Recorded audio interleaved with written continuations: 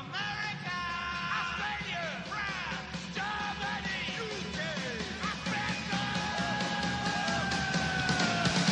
Here we go. Head On with Bob Kincaid. 3 hours of conversation, cussin' and a discussin' with America's only born and bred Southern liberal talk host. Head On with Bob Kincaid is brought to you each night by Coal River Mountain Watch.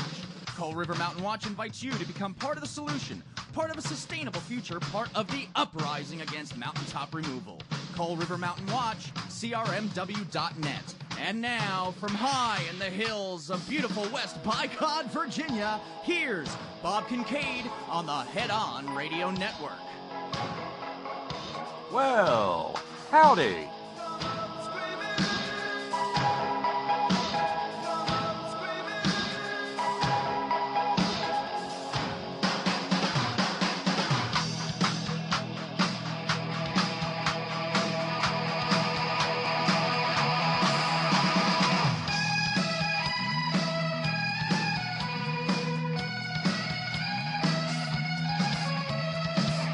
Here we go. We are off and running on this, the 8th day of June, 2018. This is The Horn. Headon.live is where we live. That's where you go if you'd like to be part of the madcap, multimedia, merry, wacky, zany, real-time extravaganza that is The Horn chat room. Pick yourself out a screen name and a password and jump right in, where you will be welcomed and greeted and met by the likes of Anatole and Little Thunder and Malin and Squeaky and VT Blom and others who will wander along during the course of the program, capably moderated by longtime inveterate, indefatigable chat room moderator Sparky, who, although a Spacing Guild master finds it a mite hot for folding space into the man cave this evening, you'll also be capably moderated by occasional wandering in chat room moderator Asa. So it's a rare triple moderation treat tonight in the Horn chat room, and maybe even midweek pinch hit utility chat room moderator Steve, and all-around great guy Steve from Georgia Stan will walk in, and we will then be moderator poor. Yes. Thank you, Brother Deacon Asa, for letting me know that Friday on the Front Porch is hot on both platforms. Thank you. So we're streaming merrily along via both White Rose and Headon.live. Thank you very, very much indeed. Like I said, it's the 8th day of June. We are at the end of the first full week of June. And we come to the end of the first full week of June needing to raise $440 to finish the broadcast week and move boldly into the second full week of June. Yes. Yeah, hi, I'm Bob Kincaid. I don't know if I forget about that. It's easy. And we will do the Friday on the Front Porch Extraordinary Ordinary Roundtable here in about 55 minutes or so. And, of course, the same rules apply. If you would like to participate, well, the only way to do that is through Skype, and you need to send a contact request on Skype if you've never done so before. You need to send a contact request on Skype to Sparky Dunk, SparkyDunc, Sparky Dunk, one word. And Sparky will then show you the breadcrumb trail that will lead you to the Extraordinary Ordinary Roundtable. And we have a heck of a good time every evening. Thanks go out, as they always do at the beginning of the program, to subscribers who help keep the program on the air. We knocked down about a week's worth of broadcasting thanks to our subscribers. Someday maybe we'll knock down the whole month, and I won't talk about fundraising anymore. And what a glorious day that will be. But thanks go out to Nancy in Virginia. Thank you, Nancy, so very much. Thank you to Dwayne in PA. Thank you, Dwayne. Thanks to Tom in PA. Thank you very kindly to Tom. And thank you to Marcia in Oregon. Thank you, Marcia, very, very much indeed, as well as to Ron in the far frozen north. Yes. And I'm proud to say that the last of the challenges were met last night. So that's always nice to see when people step forward with exhortations to double the money of other contributors. Thank you very much, one and all. And again, a special happy birthday wish going out to our buddy Glenn in New York, tomorrow being his. Happy birthday, Glenn. So, yeah, there we are. And, of course, the usual If you want to help keep the program on the air, by golly, the way you do that is over at headon.live. There's a button there for PayPal if you want to become a subscriber, or you just want to help out, at this point in time. And there's a button for Patreon if you hate PayPal and you would like to just set it and forget it and carry through, have everything just happen on the first day of the month. Okay? So that's where all of that stands. Wow, thank you. Darlene in Connecticut, subject line, $100 challenge in memory of Anthony Bourdain. Thank you. That's sweet, Darlene. So that would go along. That would knock down almost half of what we've got to go this evening. Thank you, Darlene, very much indeed. Because I have a feeling Darlene knows that that's been much on my mind all day. It was the first thing I saw this morning. And for those of you who don't know, world traveler, I would even call him a documentarian. He probably would have bristled a bit at the idea of being called a journalist, but in fact he was probably a better journalist than 90% of the people at CNN. Former executive chef and worker in the culinary trenches of New York City, Anthony Bourdain, was found dead earlier today at the age of 61 by what appears to have been his own hand, by suicide.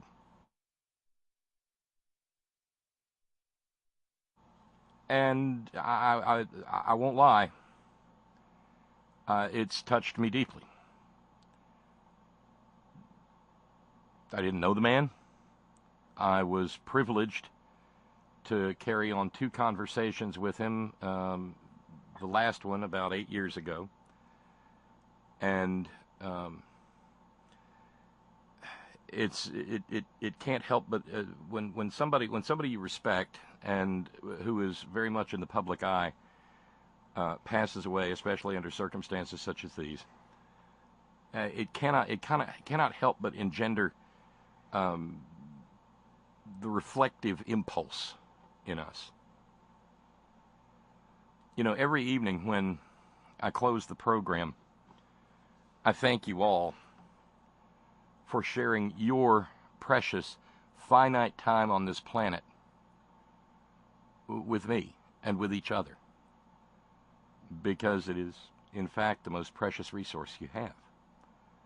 And to share it, much as Bourdain learned with traveling and sharing food with people, is to share the essence of what we are with each other.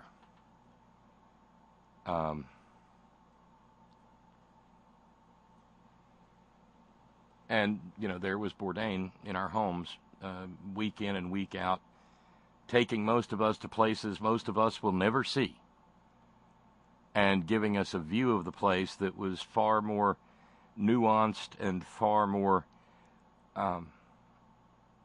substantive than most any travel log.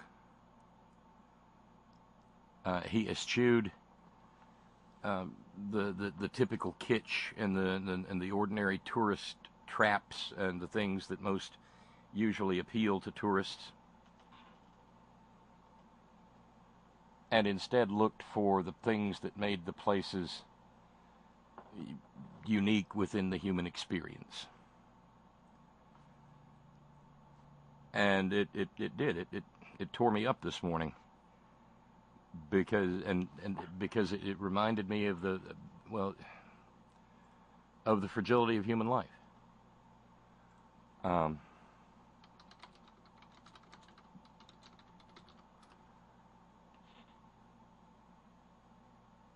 And moreover,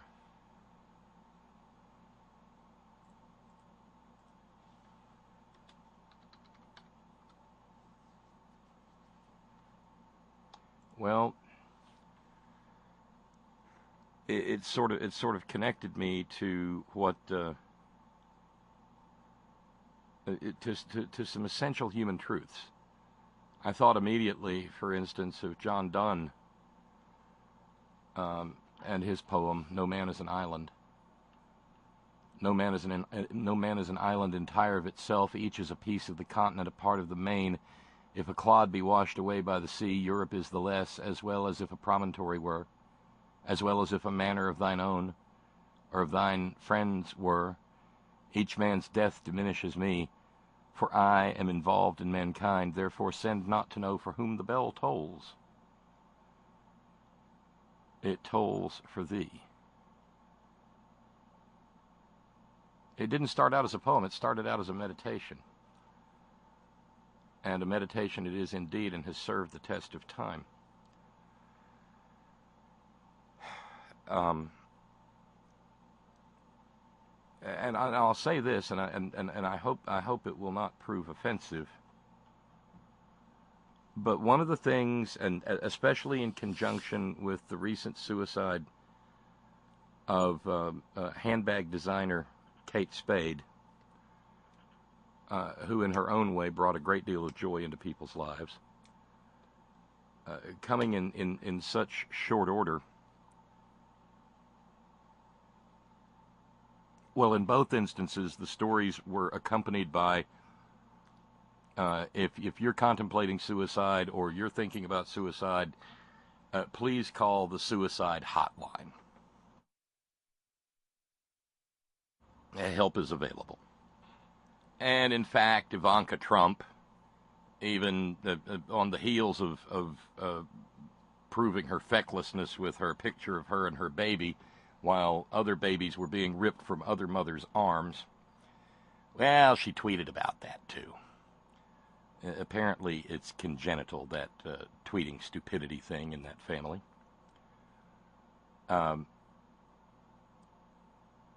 Talking about how anybody can get help.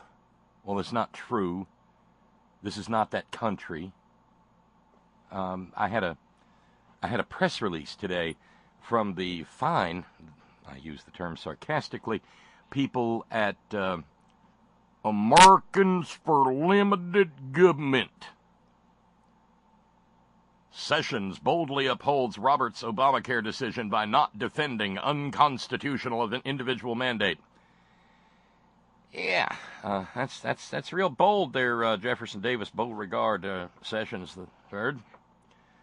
That's real bold indeed, not defending the one thing that sort of props up the entire Affordable Care Act so that more people have access to health care. Bold, by God, that's bold.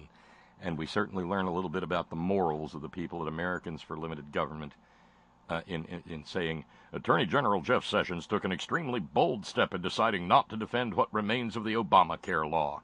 When Congress eliminated the individual mandate tax penalty by zeroing it out, the tax of which was cited as the primary rationale of the constitutionality of Obamacare by Chief Justice John Roberts in his majority opinion, the fundamental constitutional underpinning of the law was removed. In doing so, Congress effectively ended the constitutional rationalization for the law, and Attorney General Sessions is correct in stating that the Justice Department will not defend a law that the Supreme Court has already said is not constitutionally sound on Commerce Clause grounds. Screw all you people. You don't need health care. Or access to it, no matter why. And so we see the moral fiber of the American political right. And it is not a pretty picture.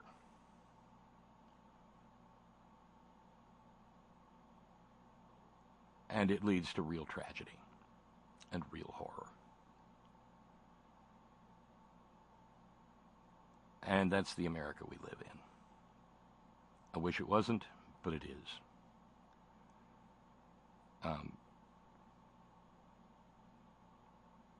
So, to get back to the topic at hand, I'm diminished in my own way by the passing of Anthony Bourdain. As we move on now, it will be noted that one of his final shows in his final season at CNN was one that was shot here in West Virginia, in which he saw, well, folks that he didn't necessarily agree with, broke bread with them, talked with them, and saw the up close and personal the horrors of the opioid epidemic as it affects Appalachia, and knew the horrors of opioids in his own right.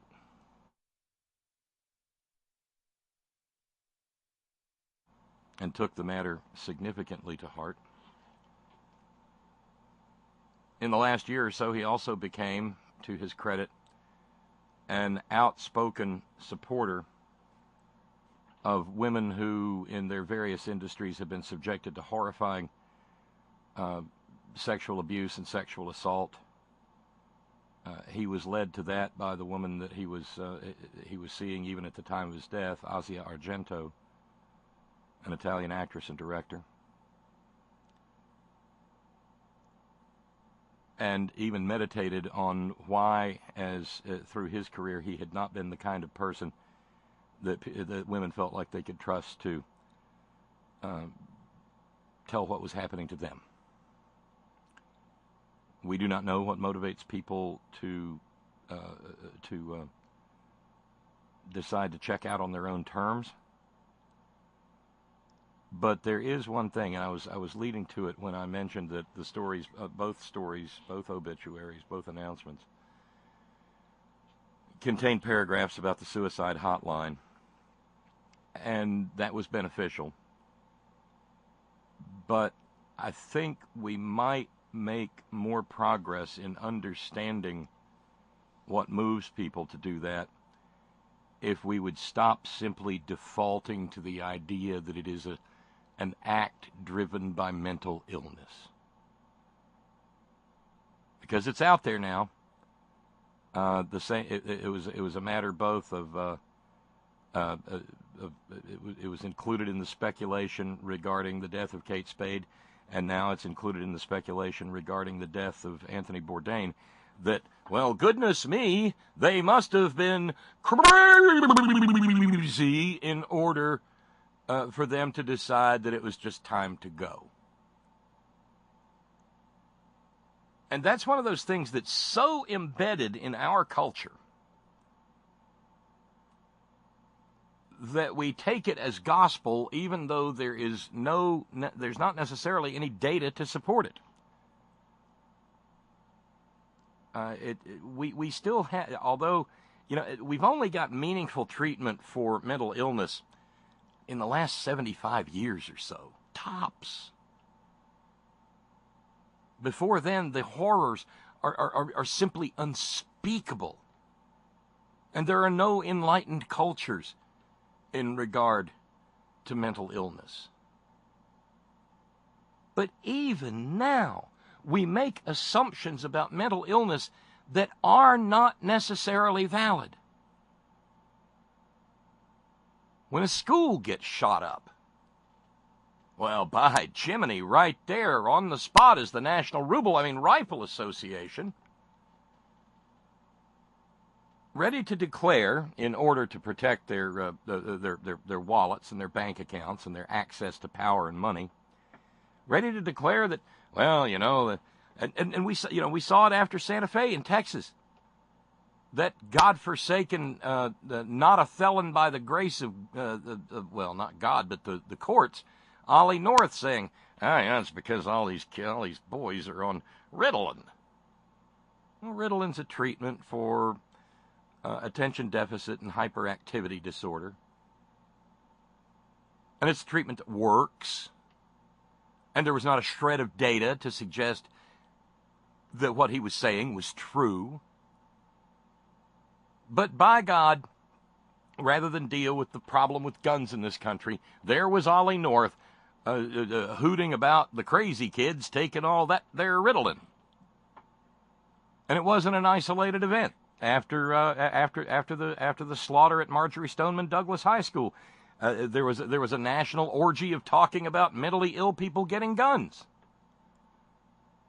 And there is the assumption that anybody who would shoot up a school is crazy, and it is simply not true. People often act out of semi-rational motives that result in irrational ends. But that is not the definition nor the pathology of a mental illness. And so it is patently unfair to always assume that someone who kills him or herself is crazy. We do not know what we do not know for sure what the motivations behind Ms. Spade or Mr. Bourdain were. But you can ask questions. And hypothetical questions. The reason we use them is because they are a way to step back from the reality of the issues so that we can perhaps attempt to better understand them. If someone is told that they have an inoperable, untreatable form of cancer that will, not may, but will result in their ultimate end, is it mentally ill for them to determine that they, by God, will be the agents of their leaving and not wait for the ultimate failure of some chemical process or some multi-million-dollar affair that involves a whole bunch of plastic tubes and lines running into their arms and their legs and their necks and their clavicles, and machines going beep all around them? Is it insane for them to say, oh, no, absolutely not. I will not tolerate that. That will not happen to me. Is it insanity for somebody who has found out that they are about to live through the hell on earth of having their mind leave them, to desire to leave of their own choosing while they still have a mind to make the decision with? Is that insane? I submit to you that that is the very definition of sanity itself.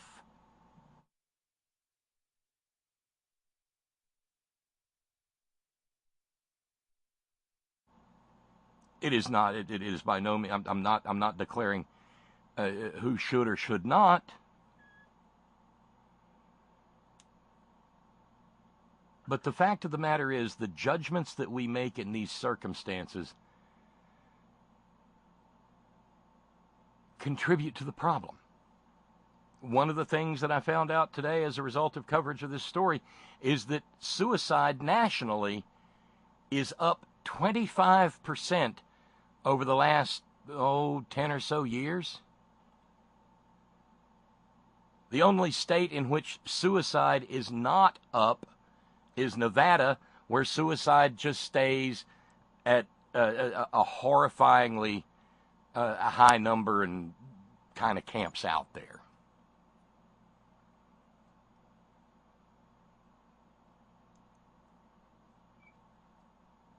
So,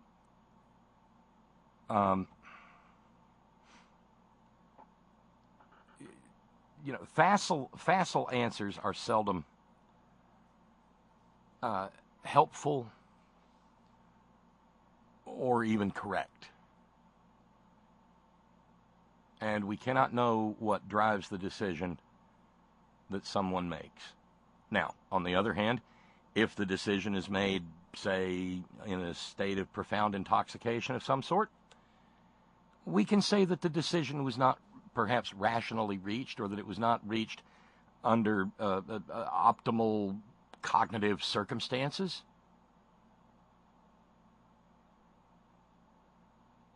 But we are not at all entitled to pass judgment on someone and accuse them of mental illness or diagnose them with mental illness. I don't even think accuse is the right word. Because they chose to end their own lives.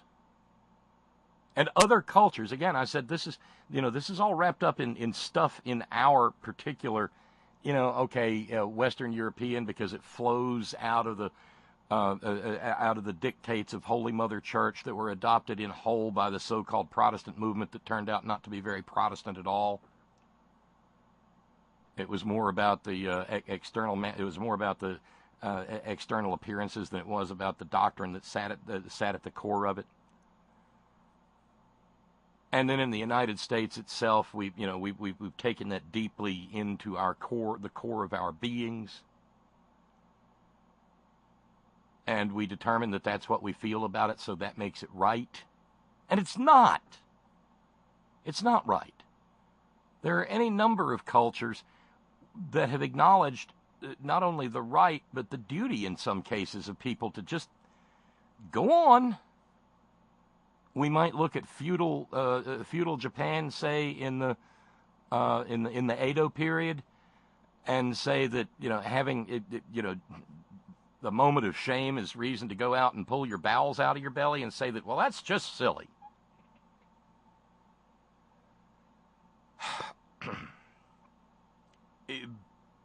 But it's not necessarily ours to judge. The Romans did not feel the way that we feel about it. The ancients didn't generally. Shakespeare referred to suicide as to play the Roman fool. Well, there were a lot of Romans who made that decision because the alternatives were far more unbearable. Even in relatively modern history, we have examples. Erwin Rommel.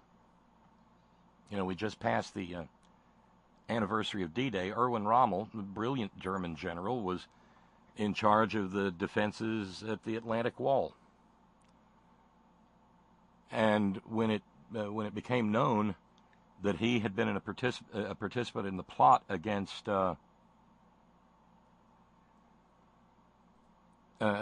Hitler, he was offered a choice. You can either be tried publicly and we're going to torment your family as well as you, or you can commit suicide and you will be given a hero's funeral and your children and your wife will be unharmed. What's your choice? Was he crazy? Of course not.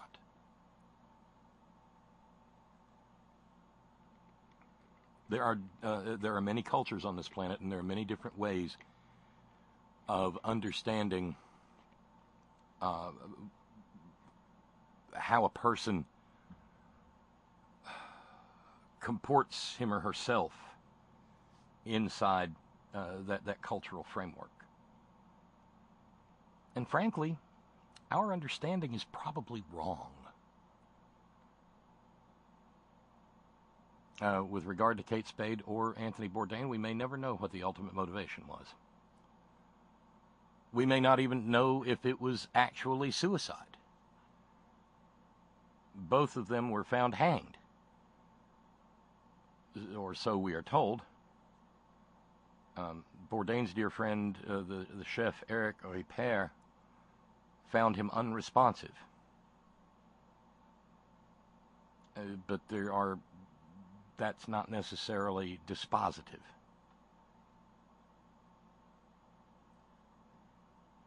And we do not know what might have helped that decision along. But at the ground level, I think we feel genuine grief when people that we have made vicariously a part of our lives. I read tributes to Kate Spade from women who said that she had completely changed their approach to how they thought about fashion in their world. That her handbags were light-hearted and joyous and whimsical, and that they were smile-inducing.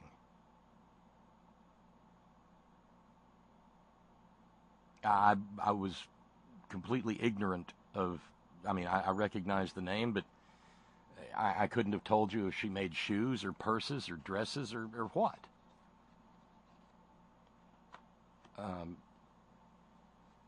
But she touched a lot of lives with the way she approached her own.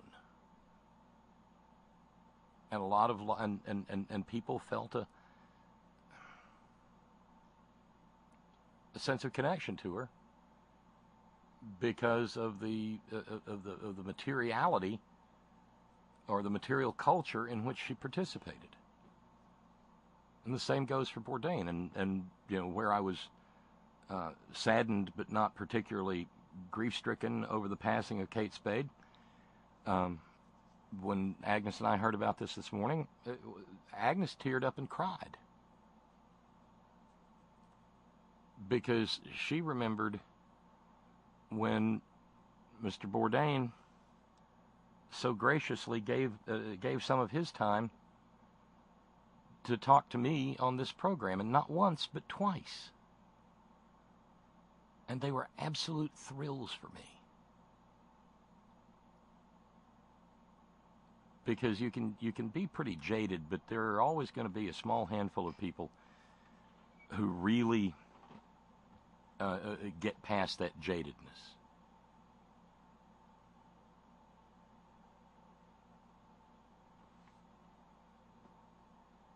Darlene adds to the discussion subject line, relative to the rightness or wrongness of suicide. What about the poor souls who jumped out of the tower windows on 9/11? Yeah, I wonder how Holy Mother Church feels about that. That's a tough call. And it exposes the problems with ecclesiastical organizations making blanket pronouncements about whose soul is saved and whose soul is damned, and we approach the issue far too simplistically.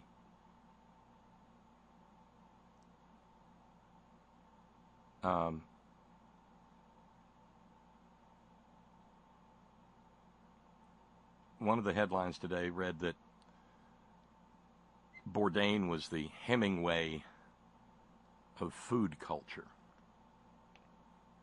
That was what another chef said of him, a person who respected him. And the Hemingway reference is almost irresistible, because we've come to see that as a rational act, not an irrational one.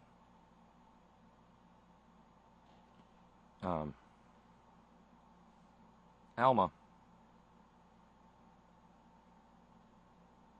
writes and says, I'm so very grateful to you for being there for all of us who listen to you and support you.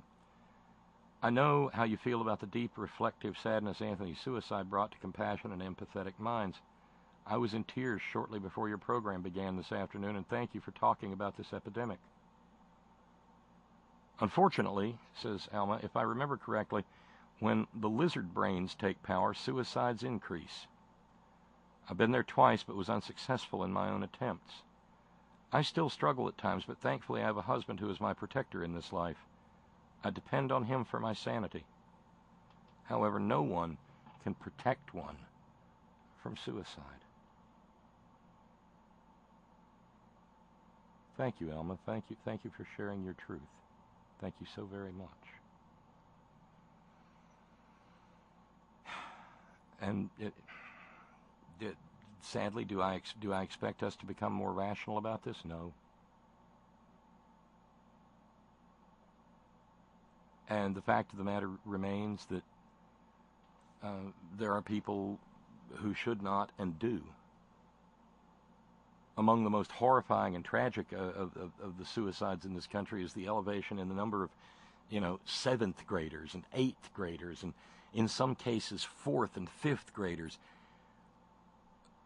for whom life has become intolerable, and who sense no help and no way out and no better life. I mean, that's part of the reason the It Gets Better campaign was created for LGBT youth.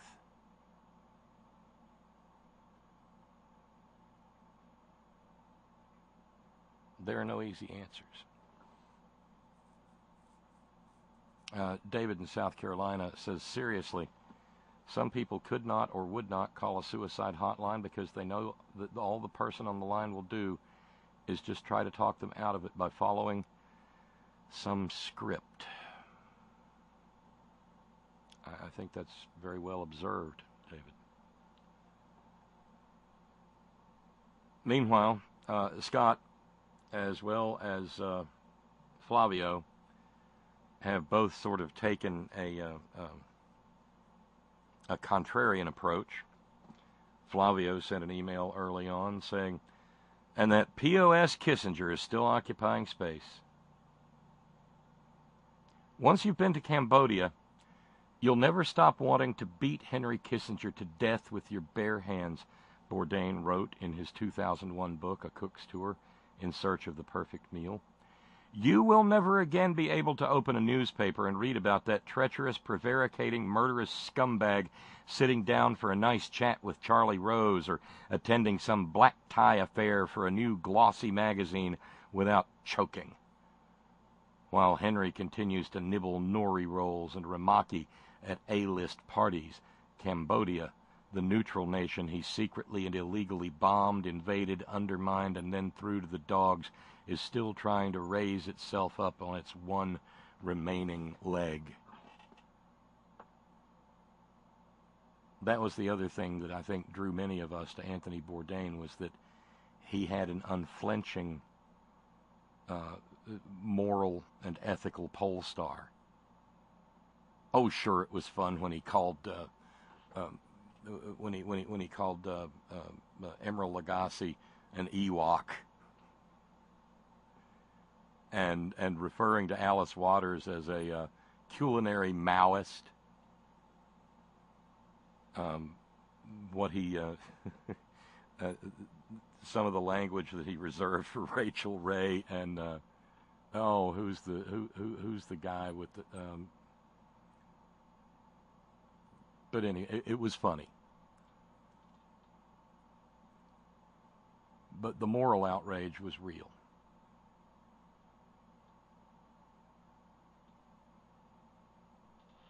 As I said, Scott is in on the as well.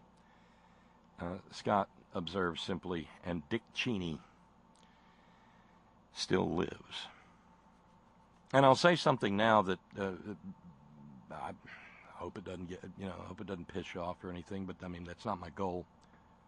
But I confess to having a list in moments like this, a sort of ad hoc running list in my own mind of people who should have but haven't. And today, I actually thought that, if I was a little, if I was a Howard Stern type radio guy, and not some little guy down in West Virginia, just trying to keep a conversation going, I probably would have created a Be Like Bourdain hashtag today. And maybe tweeted, at Dick Cheney, at Jeff Sessions. Be like Bourdain. But the problem is that the reason the Bourdains and the Kate Spades and the Hemingways do what they do, and the Cheneys and the Rumsfelds don't, and the Kissingers don't,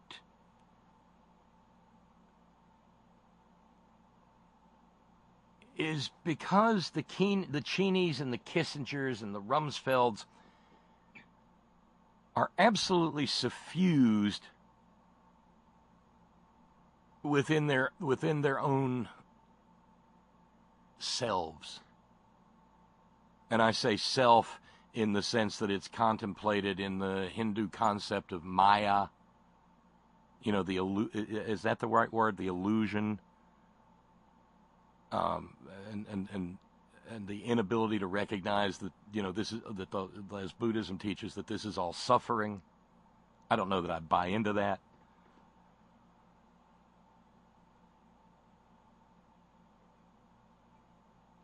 But the fact of the matter is, the people who should and don't, because they never do that which Plato mentioned when he said, and this is a paraphrasing, but that the unexamined life is not worth living.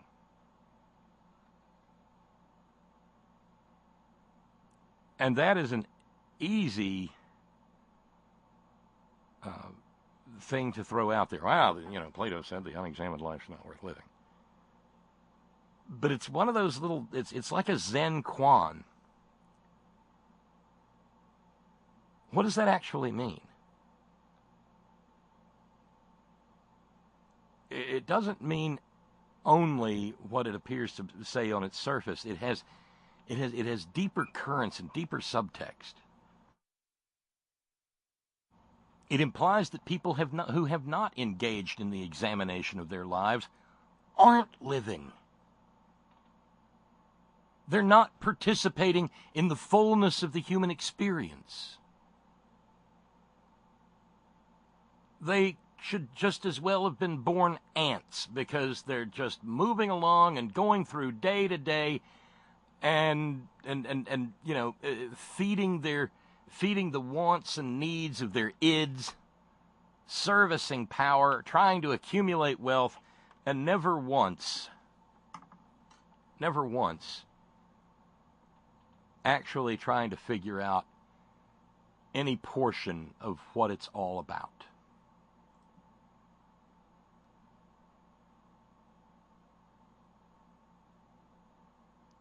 And that's what makes, for me, that's what makes that statement profound.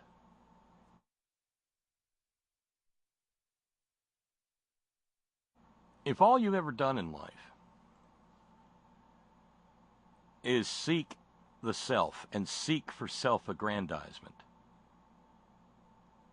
how much worth does such a life actually have?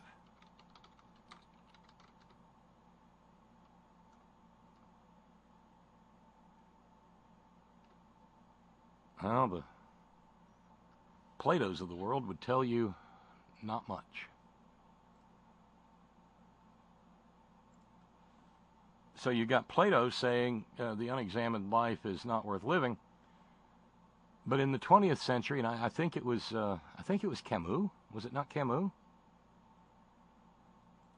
Who essentially said that the only question worth answering in life was whether or not to kill yourself.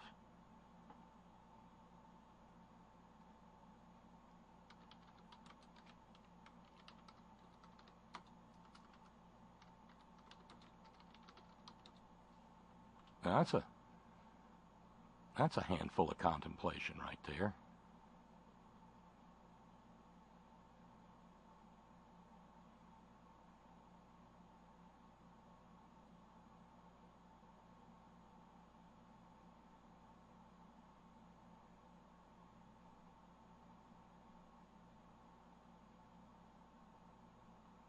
So all of these things sort of wrap together. Michael in Madison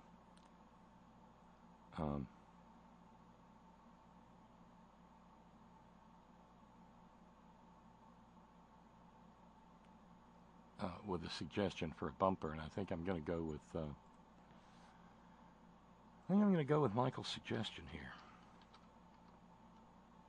because that fits entirely too well.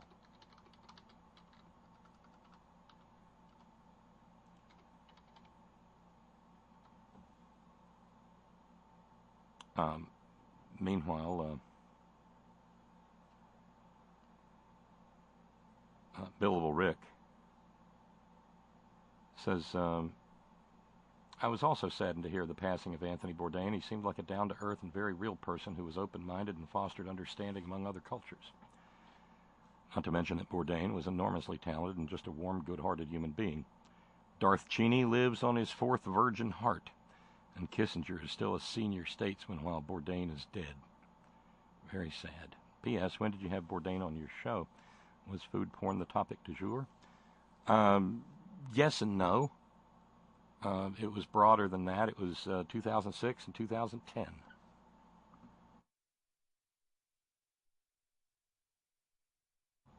And I just kind of reached out and said, hey, would you? I did that back then. And like I said, he was most gracious, and it was, oh, sure.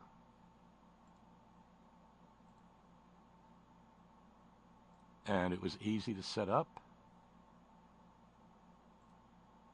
and it happened as easy as you could want.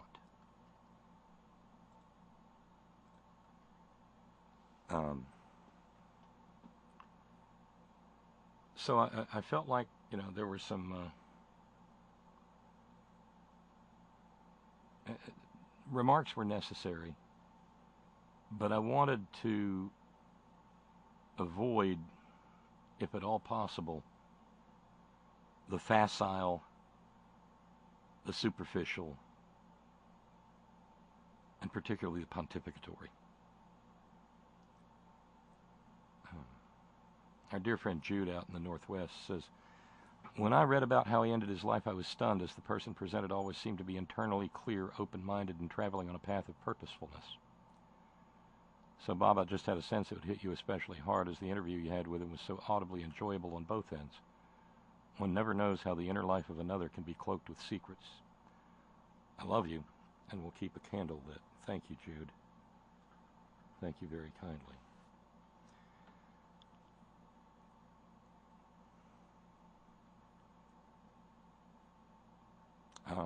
Marty says, I was never that big of a Bourdain fan, but to quote T'Pau from Amok Time, obligatory Star Trek reference, thank you, Marty, I grieve with thee. Yes, thank you, Marty.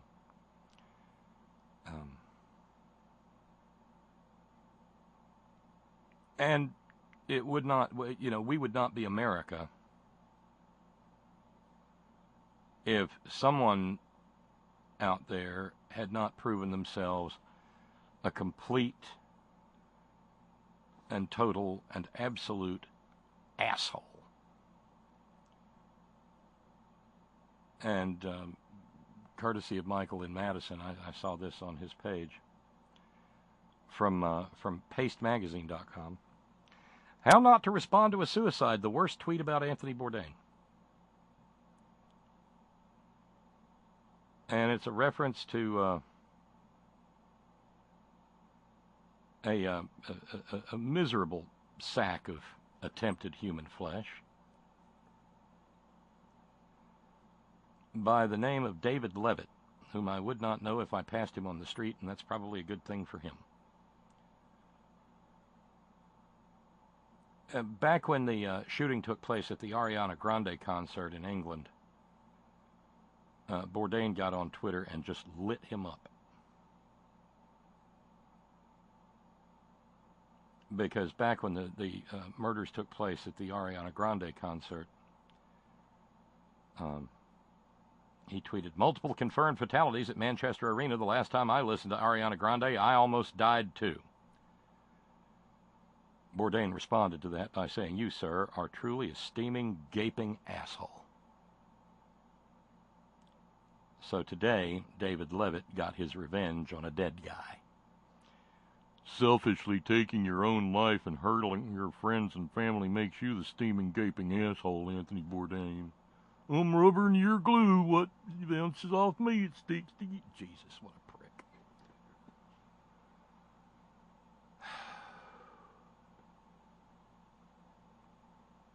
Yeah, and we probably need to re-examine that sorry, tired old trope about selfish.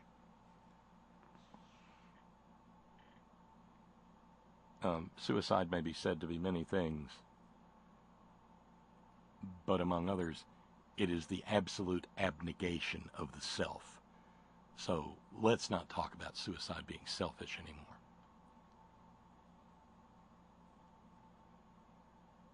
Talking about people who had a reason to want to check out. Millions mourned the death of Robin Williams, but a lot of people came around and said, I ain't judging that.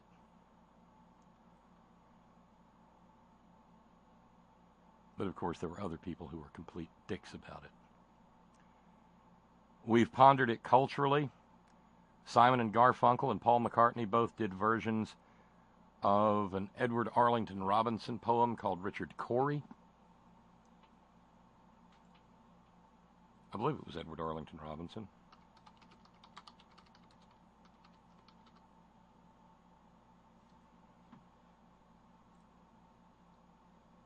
Because we tend to, these are essential questions of the human experience.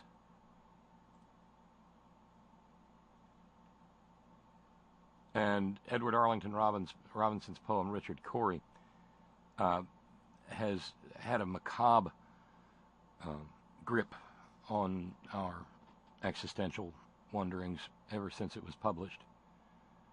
Whenever Richard Cory went downtown, we people on the pavement looked at him. He was a gentleman from soul to crown, clean-favored and imperially slim. And he was always quietly arrayed, and he was always human when he talked, but still he fluttered pulses when he said good morning, and he glittered when he walked. And he was rich, yes, richer than a king, and admirably schooled in every grace. In fine, we thought that he was everything to make us wish that we were in his place. So on we worked, and waited for the light, and went without the meat, and cursed the bread, and Richard Cory one calm summer night went home and put a bullet through his head. The juxtaposition of privation and privilege in that poem crawls all over us.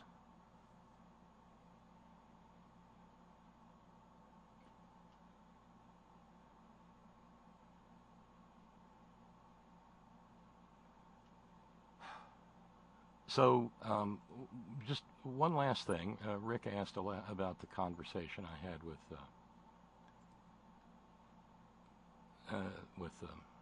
Anthony Bourdain. Well, this is a part of it. Yeah, man. I don't know. I mean, intolerance. Being territorial, intolerant, jingoistic, xenophobic, tribalism. I mean, that's something I see a lot of around the world. But it's unlovely to see, in my hometown. I mean, to his credit, our mayor has been very cool about it. To come down on the right side of the issue. Yes, of course, it's enraging, but yes, I want to run right back to where I was. I want to go right back to Italy. Well, it just occurred to me because there was a strange irony in the fact that the last new episode of No Reservations that aired before this conversation, last week's episode, was Dubai. Yeah. And it has to, of course, that's long ago old history in your book, but there has to be something odd insofar as you meet people who are really decent human beings all around the globe, and it comes out in your work, and to see this kind of thing going on in this country has got to be a little bit unsettling. Well, like I like to say a lot, I mean, I don't have to. I don't have to agree with you to like you or respect you. In fact, I could disagree violently with what you have to say, and I feel I could still sit down, have a decent meal, we can get along, and hopefully respect each other. I think that's the same thing in my heart that allows me to sit down in Saudi Arabia and have dinner with people and at least try and see their point of view to whatever extent I can. Allows me to be friends with Ted Nugent, frankly. I don't see any difference between the two. People go berserk and get a lot of angry mail when we shoot a very sympathetic program in Laos, talking about what happened there during the Vietnam War and the effect it's had on people since. I get a lot of howls from the couch Rambos. But I have to say that the wails and screams of horror and outrage whenever we have Ted Nugent on the show are at least as loud and at least as crazed. So, it just seems like the level of discourse in the country as a whole has gotten so cartoonish as to avoid, a basic, civility. So I take it then from what you just said that I'm not the only one that reads some sort of relevance, and I don't want to sound like some guy who plays records backwards or anything, but that sees some sort of relevance in your work that transcends, if I may, mere issues of food. Yeah, I mean, I don't have any political agenda when I go to a country or to do a program at all. But when you sit down, but by the same token, I'm not going to avoid the elephant in the room. I mean, you learn a lot about a culture by what people are eating, how hospitable they are, literally what's on your plate. It tells you a lot about, what people love, about their culture, where they came from. But it also tells you that if, 80% of their diet is bread, that's you might want to mention why. If your host is missing, 3 of his 4 limbs, it's worth asking the question, gee, fella, where'd your limbs go? that alone is a political act. Eating is a political act even. So, I guess that's had to kind of leach into the show, and then in the course of making the show, I'm just out there looking to get drunk, have a good time, and eat. I've been in a few uprisings, insurrections, civil problems, and even a war. So those things do kind of get up and in your face. Well, and both your TV work and your writing, and I hope you will not take this as an insult, has journalistic qualities to it. And I say not take it as an insult mainly because so much of journalism is insulting these days. But that journalistic quality, you come back to America from all these varied and different places, and in Medium Raw, you address issues as varied as the state of the American hamburger. Whether the fact that even so-called foodies, very few of them can actually cook. Whether kids need organic gardens in the back of the elementary school, or whether they need to be able to know that they're not going to get shot going to school that day. All of this started, if I understand your sort of autobiography correctly, with a fairly simple piece for the New Yorker. Was the urge to report always underneath it all, or were you just getting it off your chest? I think I'm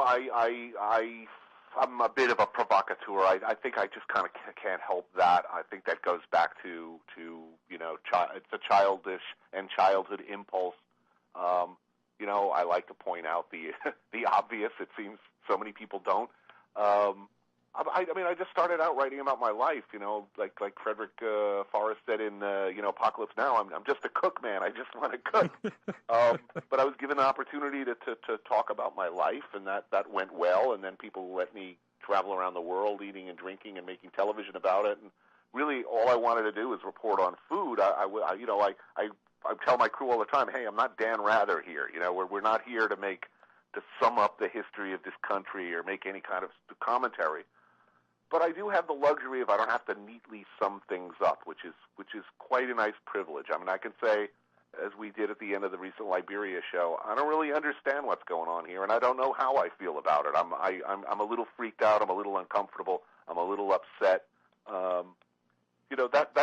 That in itself is a privilege. Well, the fact that you are willing to let that discomfort show through, I think speaks volumes about why so many people think so highly of your work and that of your crew and your team. When you look back at what you've done and what has been the seedbed of your writing, and do you? Because I get this idea, you seem very comfortable and very reverential around people and their local food, and you've done a great deal in terms of teaching people that the origins of stuff that they're paying $30 a plate for is actually peasant food from the interior of some heartland somewhere. Are you more comfortable around the workaday working stiff, whether it be in Ho Chi Minh City or I come out of the fine dining business, and I have all my friends are chefs, and I'm very privileged. I spent a lot of my life eating in fancy, expensive fine dining restaurants around the world.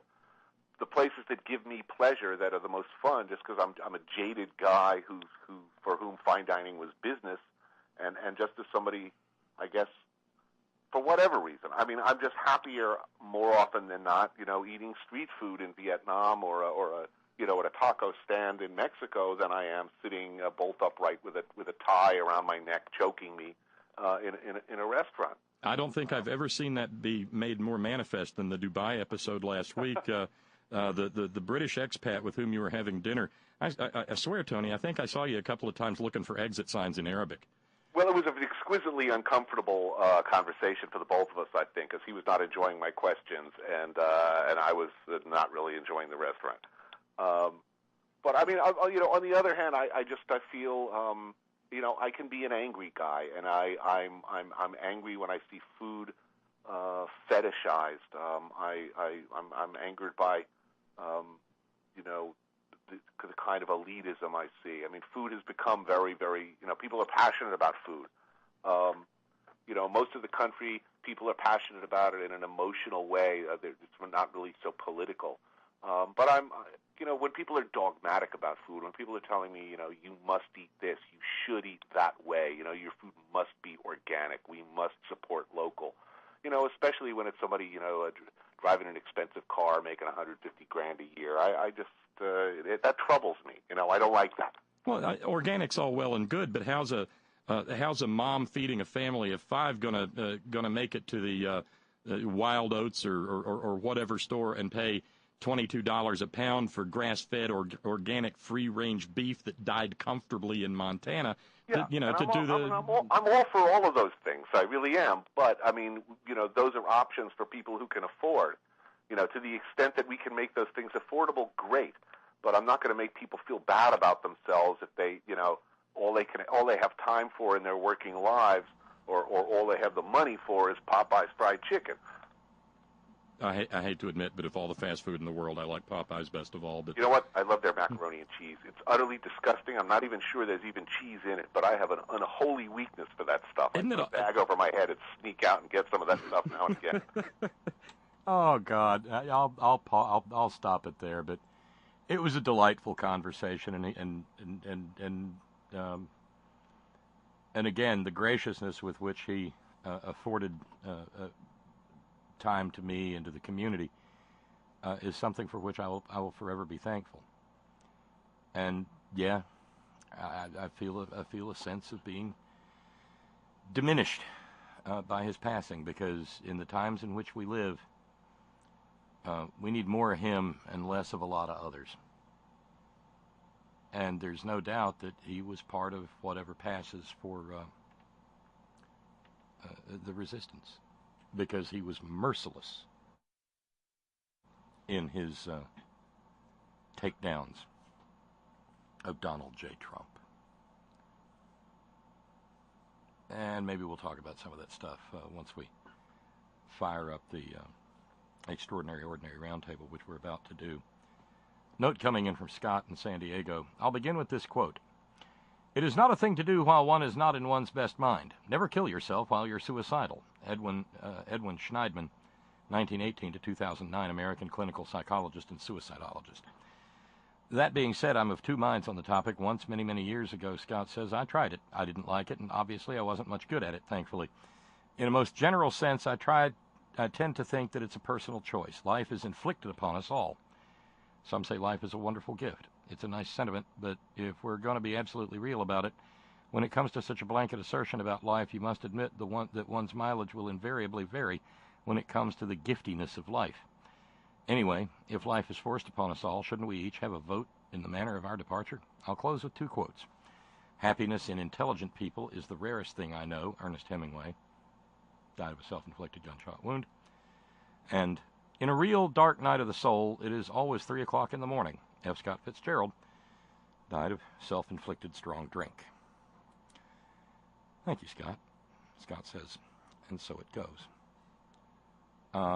Note coming in from Lee a little bit ago. Subject line, suicide. "I do not view Kate Spade or Anthony Bourdain as crazy, but I believe that mental health services are the best way to move to a better result." And I agree, Lee, that I did not mean to set up a binary there. That was not my intent at all. And maybe a little bit more open conversation about it might prove to be beneficial. And I will tell you that I have had people reach out to me on this program and say that, that the conversation, not me, but we, the conversations we have here help push back the darkness. Sometimes I wonder how, given how dark it can become, but that's deeply moving and it's touching, and more than anything else, it is validation of what we do, or what we try to do on any given evening here. And I've found out over the course of all these years now that people find the program and they hang with the program. Some have been here almost from the very beginning, but not that many. I would hazard a guess that north of 75% of the people who just heard that clip have never heard it before, because there's turnover in the community. And people find this program, and they find this conversation, and they find this sense of community in some ways when they need to. And that in itself is a mystical and inexplicable thing. I'm not trying to assign more meaning to this than it has. But it's special. And that's why every evening I thank everyone for sharing their precious finite time on this planet, engaging in this little conversation. And as much or more than anything else,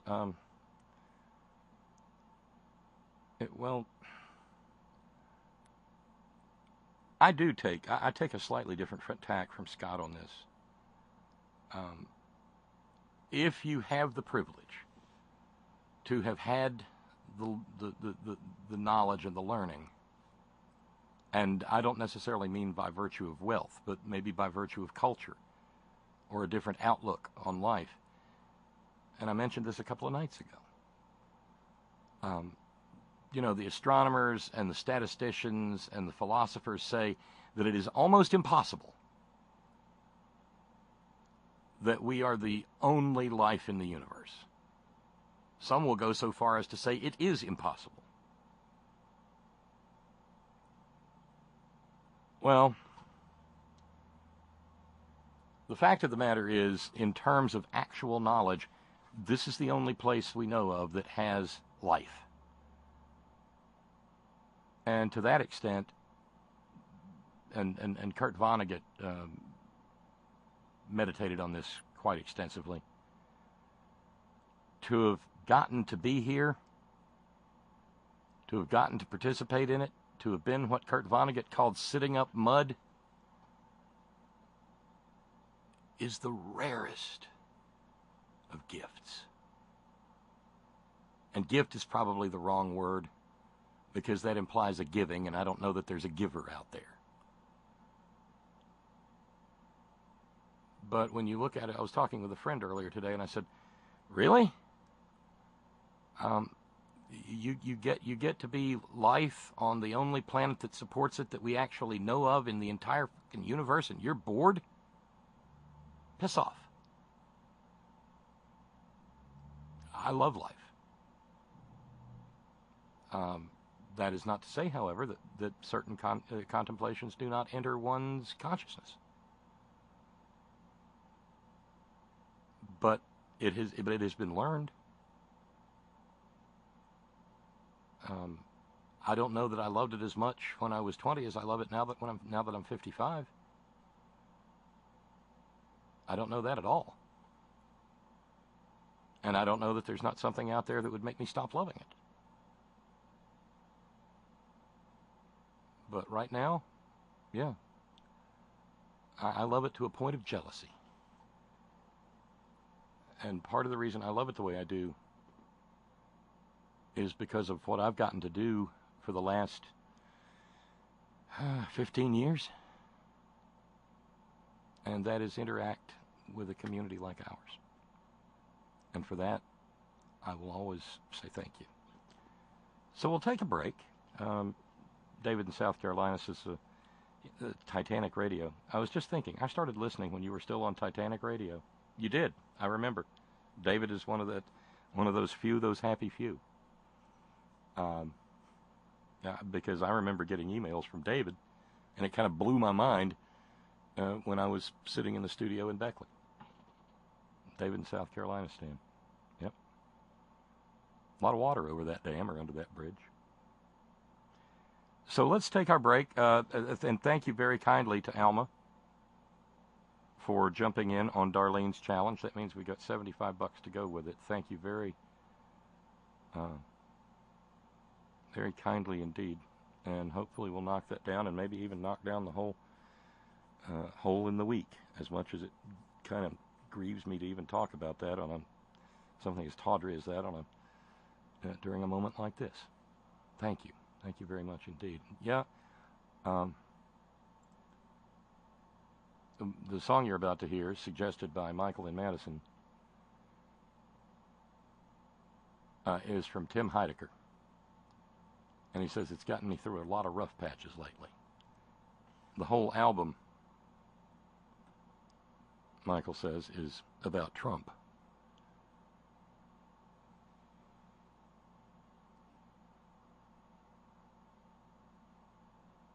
Well, let's see. See what we got here. Thanks, Michael.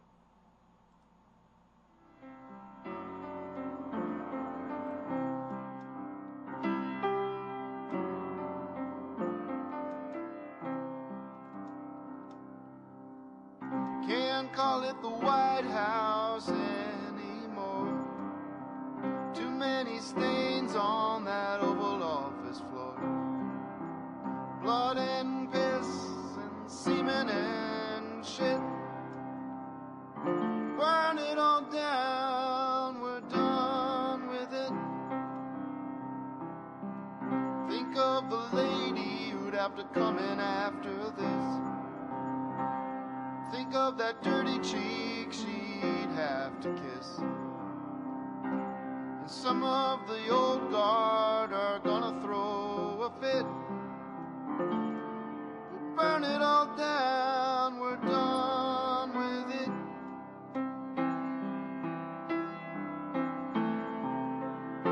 Ain't it a shame he's too dumb for suicide? Too self-absorbed, too filled with pride. You know, I was reading the news the other day about some trade deal we just made with the Chinese. We're gonna get to sell them some of our banking technologies. And in exchange, they're gonna get to sell us some of their cooked poultry we so badly need. And it got me thinking, whoa, it got me thinking. Maybe some of that cooked Chinese chicken gonna make its way to his broken heart. Maybe some of that cooked Chinese chicken gonna make its way to his broken heart.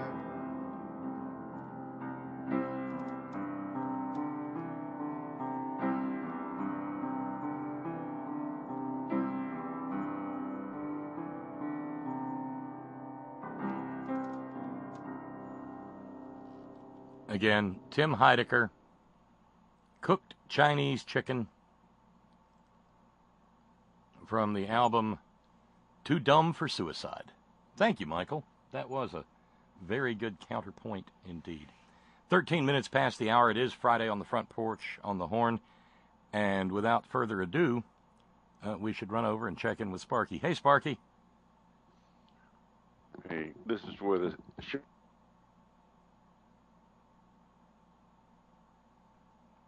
You still there?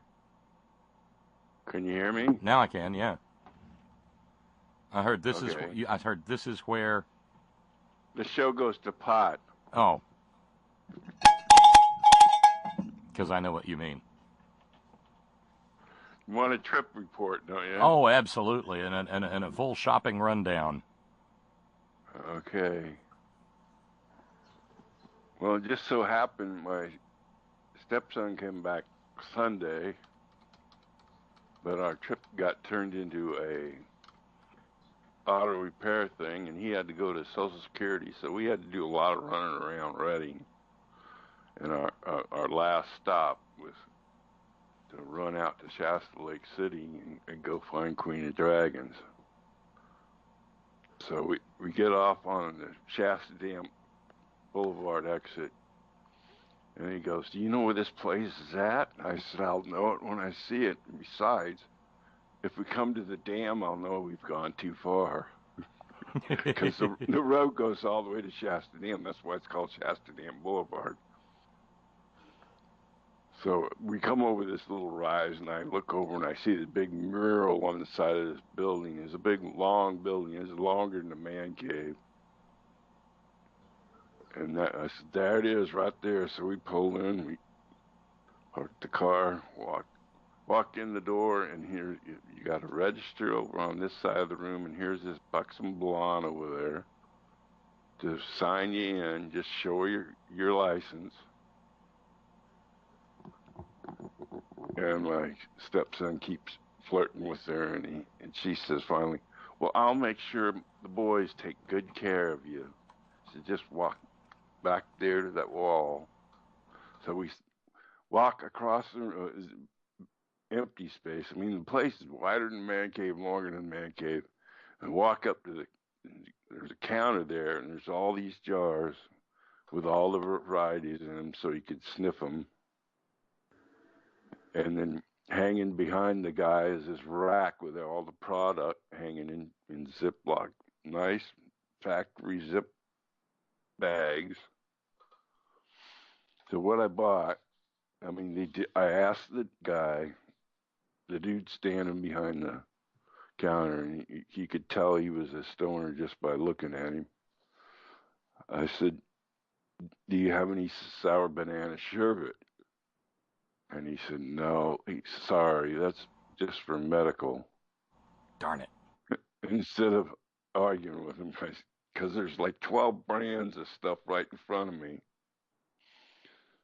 So what I bought was Mr. Nice Flower, which is indica strain, White Widow, which is a hybrid, Super Lemon Haze, which is sativa, and I like really a lot, OG Flower, which is indica, and Blue Dream. And I picked up some gummies, too, from my wife, but she's afraid to try them now. I'm afraid she'll just get too potent. There's like 6 little doses in there. I mean, 6 gummies in a little package. You just cut them up. Oh, you mean you don't just put like one gummy in? Oh, that'll get you flying? Well, they're a little square, about inch and a half by inch and a half. Oh, okay. I was thinking more in terms of bears, but never mind. It's just a gummy product. It's not a bear. Jesus, Bob. Well, I mean, we've run 4 kids through this house. I hear gummy, my brain automatically attaches the word bear. Okay. Speaking about that, how's your Mach 3 Goose doing? Oh, he's flying wingman even as we speak. He's proudly wearing his patch, and he's sitting up on the mic boom next to the gargoyle. I didn't realize how big that patch would be on that little jacket. Well, he's all the prouder for wearing it that way. And of course, you have to say his name. Goose. And Ron and Raleigh. I don't know if I mentioned it on air last week, but Ron and Raleigh sent me a note. I guess they really have got pre-production rolling on Top Gun Part 2. Now, given the interval of time, I don't know if Tom Cruise, is just, dropped with a crane on his hover round into the jet or what. But Jesus. No, geez, Tom Cruise has still got another new Mission Impossible movie coming out. At some point in time, you have to kind of confess that the missions are probably possible.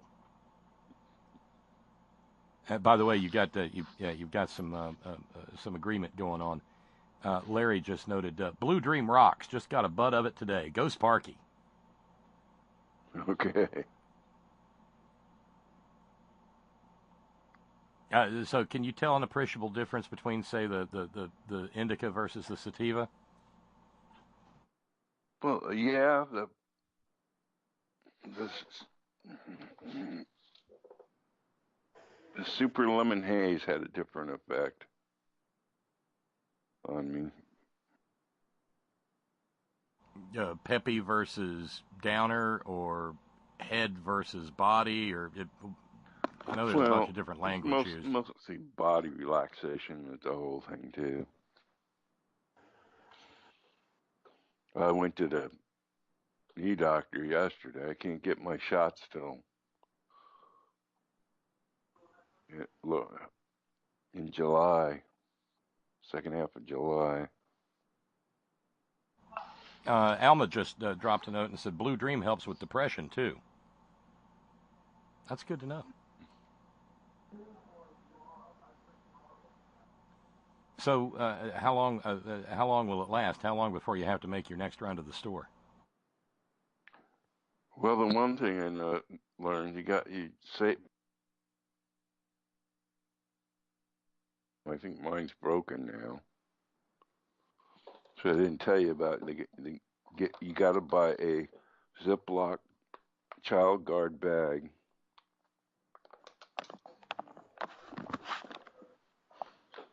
Well, that's a small sacrifice to make for not being classified as a criminal anymore. I think, yeah. It looks like that. Oh wow. Okay. Can't see into it or anything like. I wonder if that's a California specific thing or if that's something that's come along. Oh yeah.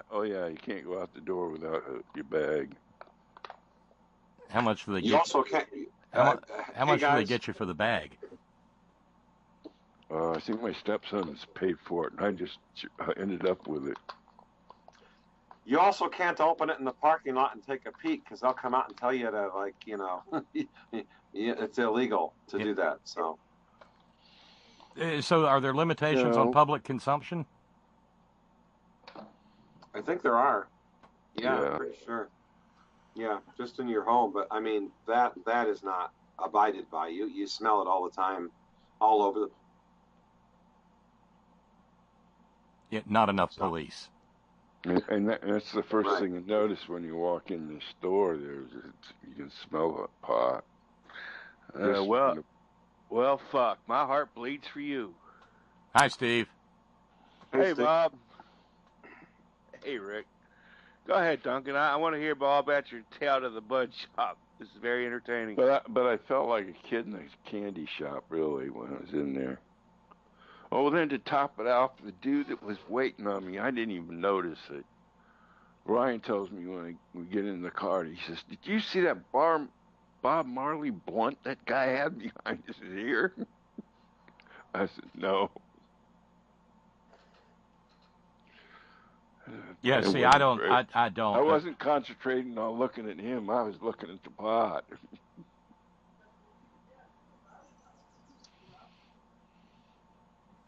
Well, at least you had your priorities in the right place, Sparky. Yeah. But honest to God, those great big honking blunts and stuff, I don't know how people do it. You know, I guess at this advanced age now, I look at something like that and I start going, dude. You know, just on the osmotic properties. Oh, and then when we go to leave, he gives us the Buddha sign from Hawaii. Oh yeah. Yeah. What's the Buddha sign? Well, your thumb and your. Well, the thumb and the pinky. Oh, I thought that was just hang loose. Well, hang loose. For me, it was Buddha sign.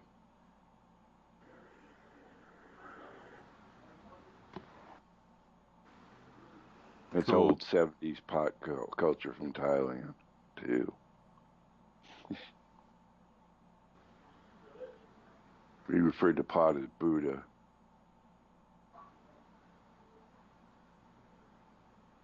Never heard it referred to that way. Well, I'm glad you enjoyed it, and I hope there'll be more trip reports and more tasting reports too. What was that, Steve? I was just going to say, do you know what really irritates the living shit out of me? We have all this physiological and psychological sickness going around, and we have our hands right on the key that may unlock it. It's not going to be a cure-all for everybody, obviously not, but even if it's 30% cure-all, it's worth unlocking this thing. And why is it only 4 or 5 states have enough sense to say, okay, let's try this?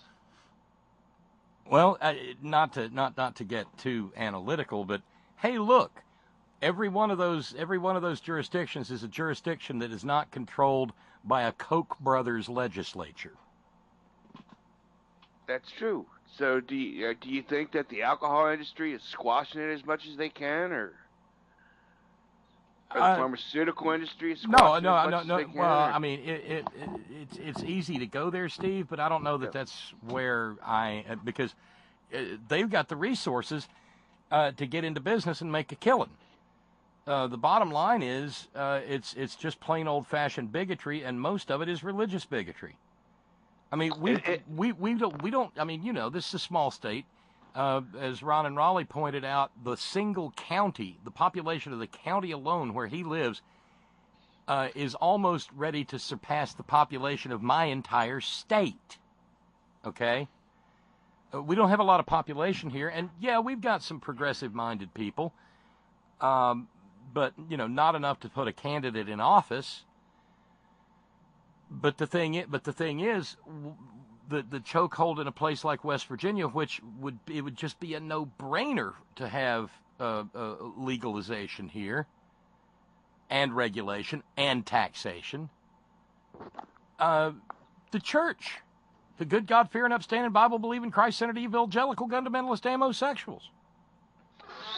They would rather see the masses strung out on opiates, which we all know is well, right, because the Calvinistic nature of evangelical Christianity says that the fact that people are strung out on opiates is directly related to the fact that God doesn't love them like they love the people who aren't, because good people don't become addicts, not in their minds. God, is that twisted thinking? Well, it is, but you know what? It's the same. It's the you're lucky in that you've got a relatively deep blue enclave in Atlanta, but it gets pretty bloody red, by the time you get south of the Nat line.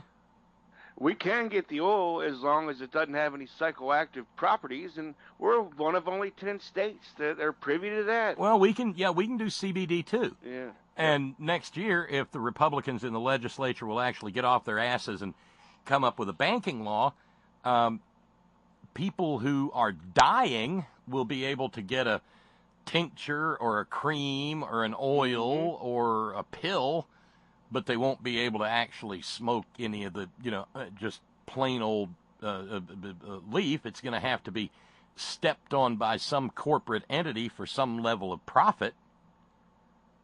And this is how effed up Georgia is. Yeah, we can get the oil if you have 1 of 5 chronic illnesses, but there's not anybody that distributes it, so you got to take a chance and go out of state, hoping to find it, to bring it back.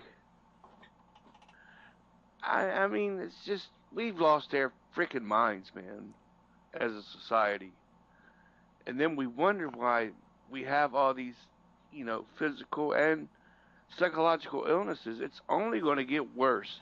I really believe that it's the medicine of the future, what Sparky was talking about. I am convinced of that. But it's also the medicine of the past. See, this is another one of those moments where we don't teach history. I know it seems weird to juxtapose legal cannabis and we don't teach history, but George Washington grew the stuff for consumption, not just for hemp. Sure. Sure. And it was widely used throughout early America up until the 1930s. And it's not some urban myth that cannabis was suppressed because it was getting in the way of the oil industry. You talk about, is it and I'm not being dismissive, but you say, is it the booze industry? Is it the pill industry? Well, the whole suppression and criminalization and prohibition begins with the oil industry. And that all started, back in the 20s, 30s, when crude oil became popular? Yeah. Do you think that's a coincidence? Well, no, because the Rockefellers wanted more money. So they were trying to suppress hemp paper as well. Sure. Anything that got Randolph Scott Hearst, I think. Yeah, anything that got in the way of the use of hydrocarbons to produce goods for sale in the capitalist stream of commerce had to be gotten out of the way. And then, of course, because it's America, we leaned on, we preyed upon the inherent racism that owns this country. I mean, that it's bone deep. Sure. Good point, Bob. There's a story out there that says that, okay, the 45 caliber semi-automatic pistol was introduced in the U.S. military around the time of the Spanish-American War and the brutal suppression of the Philippines. Well, the .357 Magnum round was introduced as a result of hysterias that claimed that those black bucks all hopped up on their marijuanas can't be stopped by a simple .38 special bullet. It takes a lot to put them down.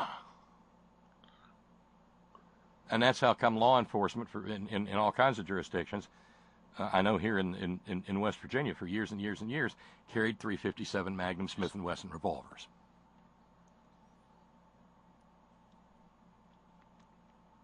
And the propaganda they would spread about how it's going to make black men crazy, and they're going to go out and rape all the white women. You know? Reefer Madness was really funny for my generation.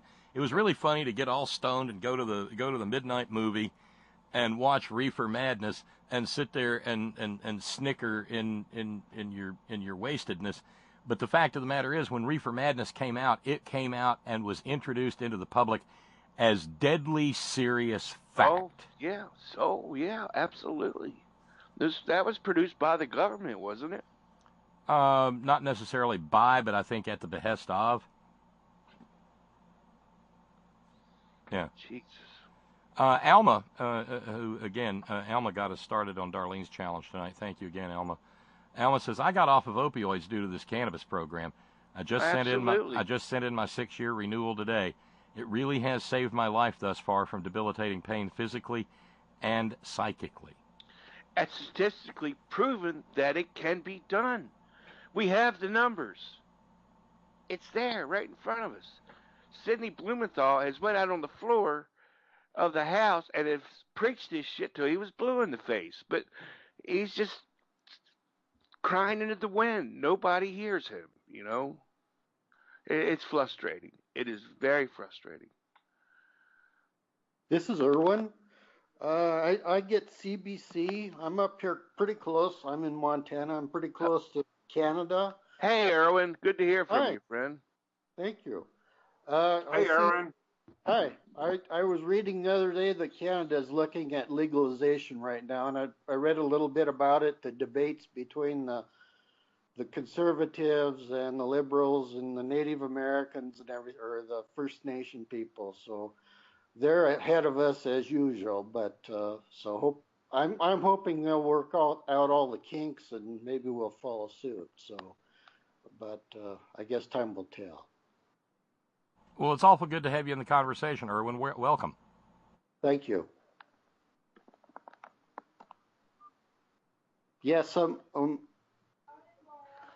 have to admit that I grew pot when I was a junior in high school in a little town in Montana. I was more interested in the plant than smoking it, actually.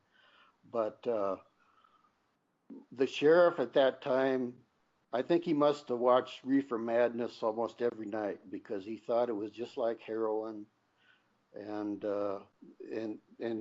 we heard him talking about it. You know, it was just like heroin. And as it ended up, my brother-in-law ended up being the sheriff later on.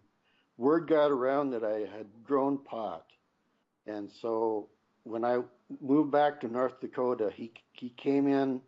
He came to our house one time. The first thing he wanted to do is go to my garden and look at my garden. See if I was growing just pot. To make sure. Yeah, but I wasn't. But yeah, I think it just has there's a lot of good things about it that should be. Well, the potential is limitless, and the fact that it's still scheduled as a Scheduled 1 drug is just beyond craziness, meaning it has no medicinal purposes. They throw it in the same category as heroin or LSD or methamphetamine. How ridiculous is that? Yeah, to still have that attitude at this time, it's just When we know, like Alma said, we know it's proven that that will help you on different levels, and there's different strains. It's not a one size fits all. It's like Duncan was saying. I don't know how many strains he's seen, but different strains are tailored for different illnesses. I mean, we're talking anything from autoimmune disorders to back pain. You know, and why we are not embracing this instead of just pushing these poisonous opiate pills down people's throats. It's to me, it's just beyond belief, and it's frustrating, and I really don't even like to overthink it because I'll get pissed off, and Plus, life's too short.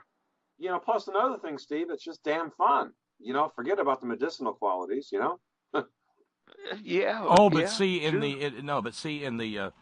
in the discussion for legalization, you can't talk about it being fun, Billable Rick, Fun. because No. fun is the antithesis of Merkin exceptionalism. Right. We're like the Puritans after all, right? We can't Even have fun. even though alcohol is a social lubricant, and they've known that forever, But look what alcohol does, though. It's so much Oh more. my God! It eats your Jeez. liver, it eats your kidneys, it eats your brain. I mean, Yeah. it's horrible. Causes violence, Yep. all sorts of, families breaking up, all kinds of nasty things it does. Drunk driving, But it's okay. I can get in my car within 5 minutes, get all the beer I want, to kill myself if I wanted to. Well, there you go. You keep drinking that Bud Light, and you will, Steve. You were waiting for that, Bob. Give yourself Oh, a count. well, thank you. I mean, I'm just. I thought there was a Surgeon General's warning on Bud Light. I've just got I've got a little memo up here. Wait for Steve to mention beer, then bring up Bud Light. I love you, brother. You guys are great, man. Well, that's high compliment coming from the man who gave us the bubblegum line. That's going to live in Horn history. You realize that? Oh yeah, well, that just came from the gut too. Somebody was talking about. Wait, look at that. Yeah. Came from But I remember the prep. It's the prep. It's not the actual test. The tests tell you're asleep. It's the prep and having to go to the bathroom 30,000 times until you're raw. And I thought, man, is that a cricket? Is that a piece of bubble gum I swallowed back in '73? What the hell is that? Wait, I didn't think it was possible to improve on it, but you just did. Is that a cricket? How in God's name could it have possibly been a cricket, Steve? Or do we just really not want to know? Is this something that happens on a full moon in August when they're really out there chirping and the moon comes up and the hair sprouts out and then must have crickets? No, maybe it crawled in my mouth while I was sleeping. That's the way my mind works. They're pretty good French fried. Well, they say the average human eats, how many bugs per year in the night that crawl in your mouth. It's gross, but it's one of the crazy stats that are out there. And now they serve them in San Francisco in the stadium out there. Hey, Scott, how are you? I'm good. They say, Hey, Scott. You get $5 worth of crickets. It's about 15 or so, and it's a big. You get a little it's like a large shot glass full of crickets. And the big thing there is you go and you pound the shot glass full of crickets, and then you pound the beer. Hey, Grandpa, what's for supper? But I guess my point is when you're going through the we got French fried crickets and turtle spleens. Yeah. A fitting and you know what? In itself, a fitting tribute to Anthony Bourdain, who said he was not afraid to eat it. That if it is offered, it's rude not to eat it. You don't go into Grandma's house and tell Grandma you don't want her cooking.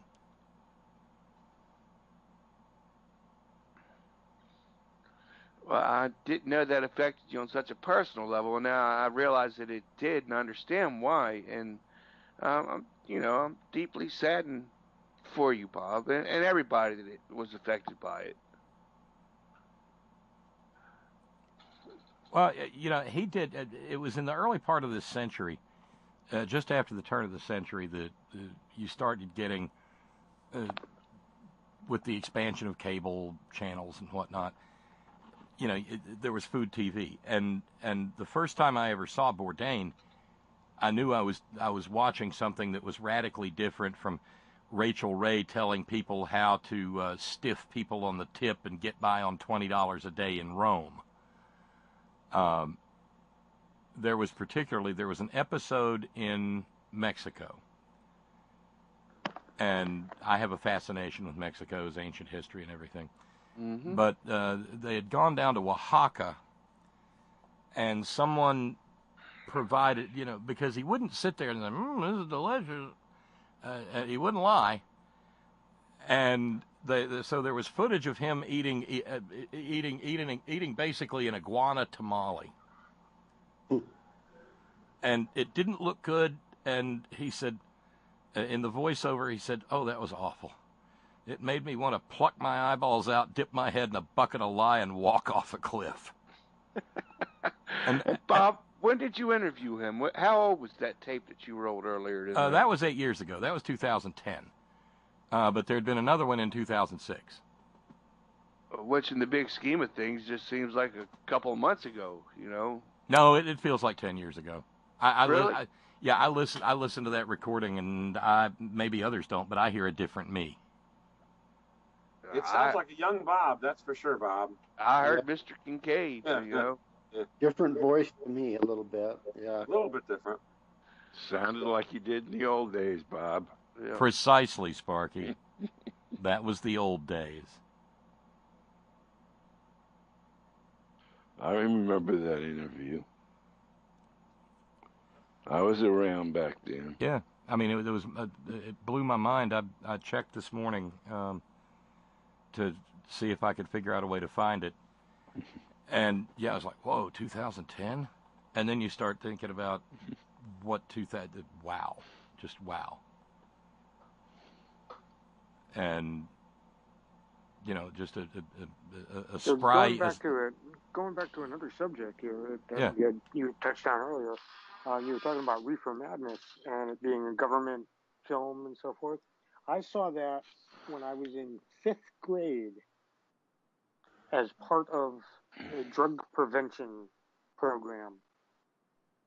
For real. It was a real, they were actually showing it in the classroom. And then they had, people come in and talk about drugs. The local police telling you all about marijuanas and pills, uppers. I was in 5th grade. It was about 65, I think, somewhere around there, 1965. So it was still happening then. I always remember the voice, for some reason or another, the voice of Jack Webb in Dragnet. Mm. That's right. They call them uppers, hippers, poppers, speed. Yeah. Yeah, that was my first introduction to Reefer Madness. Was that the thing was? I think our teacher was young. She was just out of college, and she probably got the joke. we were still a little young. We hadn't quite gotten there yet, but she I think got the joke because she was not. She was kind of put off by the whole thing, but she let them do their, as part of the school curriculum, and they had to do it. But you could tell it wasn't part of her. She really didn't want to be there. Speaking of Joe Friday, You didn't do it. That's. I don't know, where'd that go? Wait a second. I don't know. Okay, okay, I know what that is. No? Okay, get rid of that. There we go. Okay. This is one of those drug speeches from Dragnet that young people who were we know them as boomers now looked at that and went, well, okay, we're being lied to again. I'll tell you what I know. I know that, in fact, too many kids that begin with pot end up with heroin, then on to LSD. I know that if you drink, you suffer a loss of judgment if you drink to excess. But I also know that judgment returns when you sober up. I know, and so do you. When you flip out on an acid trip, you never know when you're going to slip out again. This is now, Bentley, not a couple of years ago. We've had time now to see and study the effects of LSD. People who haven't had a dose in weeks sail out on another trip. They never know when. The minute they drop one acid capsule or ingest it in any way, they bought the farm. They've lost any chance to depend on and even restore that most precious of all inner senses, judgment. And in my way of thinking, without judgment, you might as well be dead. Your brain is, so why not the rest of you? We were talking about marijuana. We still are. Marijuana is the flame. Heroin is the fuse. LSD is the bomb. So don't you try to It's the equate bomb, liquor with man. marijuana, mister. Not with me. You may sell that jazz to another pothead, but not to somebody who spends most of their time holding some sick kid's head while he vomits and retches sitting on a curbstone at 4 o'clock in the morning. And when his knees get enough starch back in him so he can stand up and empty his pockets, you can bet he'll turn out a stick or two of marijuana. And you can double your money. He'll be holding a sugar cube or a cap or two. So don't you con me with your mind expansion slop. I deal with kids every day. I try to clean up the mess that people like you make out of them. I'm the expert here. You're not. Yeah, only problem was he wasn't. The only problem was, wait, I don't want to put too fine a point on it. The only problem was he was lying. Yeah, I never had any flashbacks, believe me. If there was any truth to that, I'd owe to every farm in the state of Georgia and Maryland. Well, but wait, I mean, there's a moment in that thing. Don't just let it blow by. Consider the hierarchy. Yeah, it starts with marijuana, but after that, it's on to heroin, and then LSD. What, Edith, huh? No, really? LSD's worse than heroin there, Sergeant Friday? Hey, Bob, I skipped the heroin part. Just went straight to the acid, did you? Yeah, right. Yeah, so it was all the marijuana. Yeah, never mind the staring at your shoelaces part. Just move on to the breathing walls.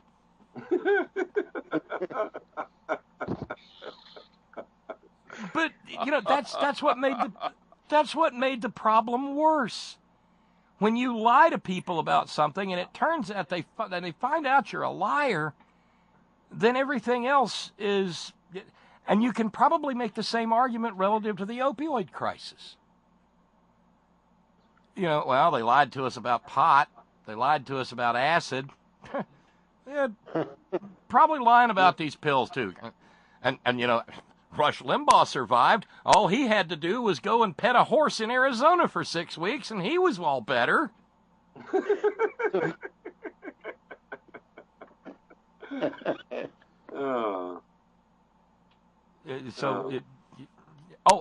the front end. Well, yeah, I know a person can drink, but if they drink to excess, they've got their judgment back the next morning. That must have been paid for by the American Distilling Institute. I don't guess dude ever had a really bad hangover, huh? Yeah. Oh, he might wake up in the morning with puke in his shoes, but he can always wash his shoes, but you can't wash the marijuanas out. See, when I knew it was all done in a lie when I got high the first time and said, "This is fun," because I know the first time I got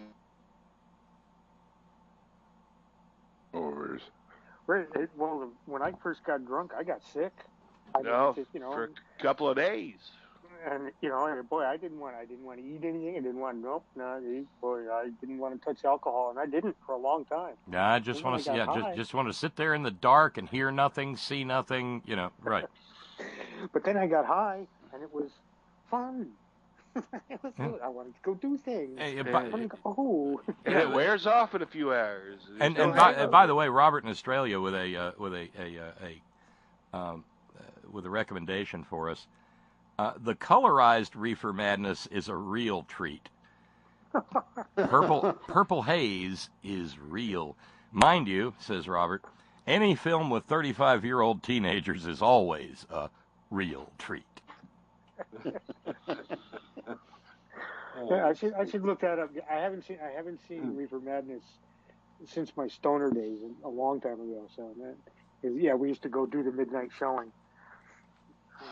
By the way, I had a note from Arnold, Arnold said, when I took a trip to California a month ago, I ordered 4 joints delivered to my hotel room, and it was an amazing experience smoking on my balcony and not feeling like a criminal.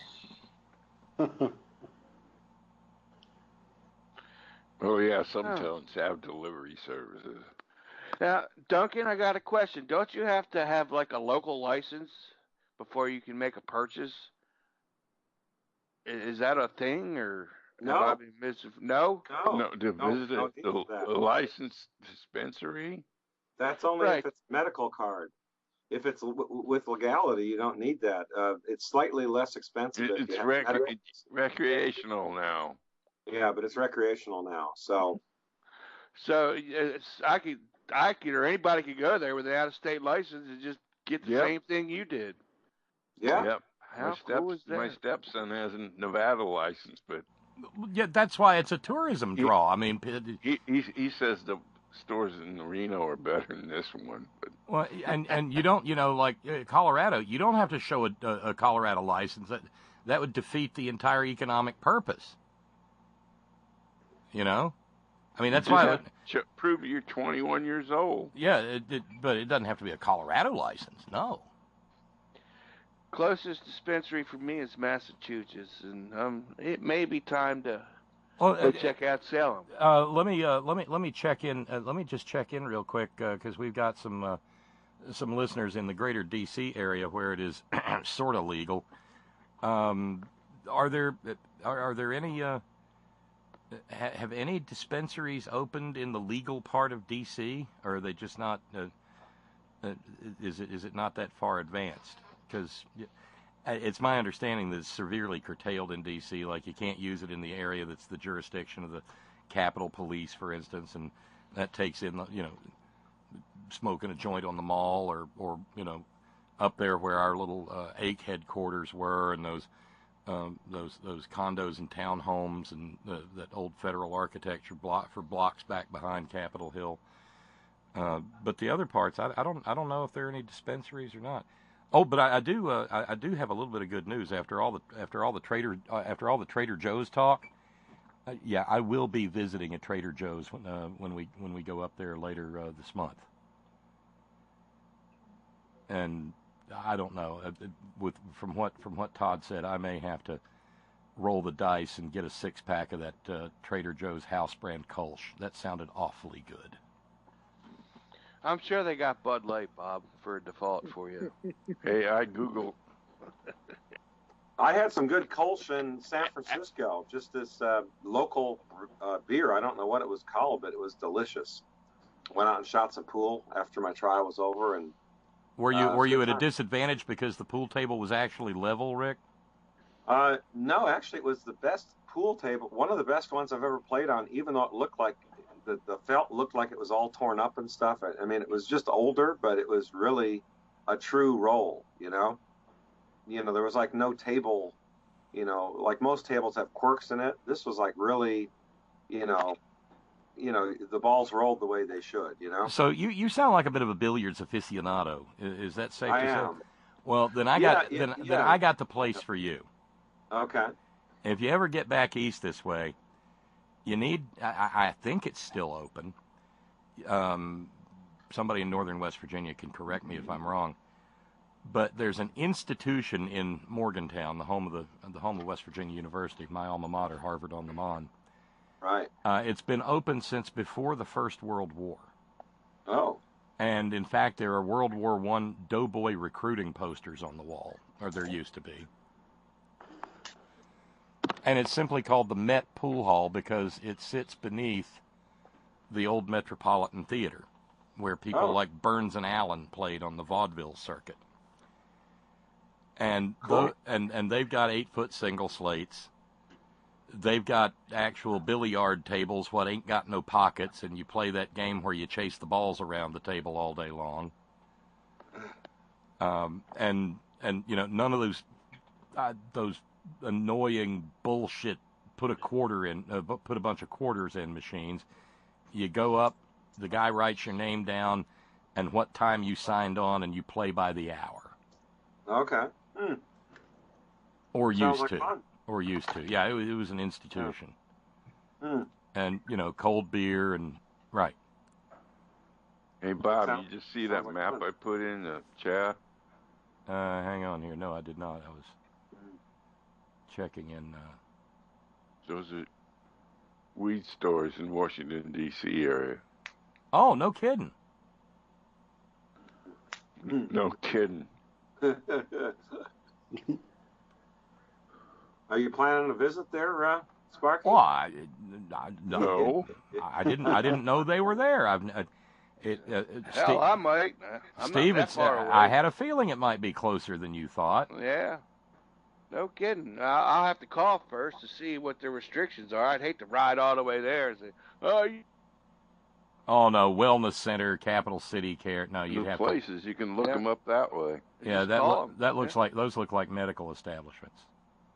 That's what I'm afraid of. Yep. Of course, you could always walk in and say, "My lumbago's acting up."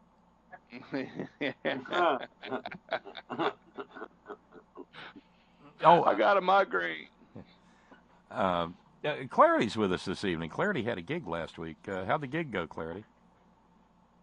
Oh, it was wonderful. It was a perfect day. It wasn't too hot, and just before we started playing, the wind died down, and we all kind of sounded, and for an outdoor gig, that says a lot because there's so many things that are different than playing indoors. More variables. Oh, absolutely. And we haven't heard back how much money they raised, but food was good. Yeah.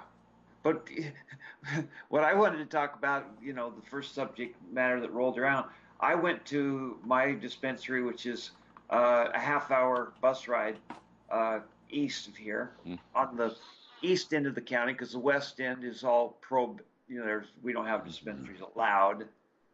And your county is the size of some states, isn't it? It's what did I figure? It's 10 times the size of San Francisco County. It's 49 square miles, so it's 490 square miles, I think, is the county here. Something like that. Anyway, I was looking to refill my Blue Dream, and they were out of it. That's my new favorite vapor. And they were also, I was looking for Lemon Haze. They were out of that. So I got, you'll go like this, Pineapple Express and Chernobyl. Well, that just sounds ominous as hell. Yeah, their Chernobyl is one of those.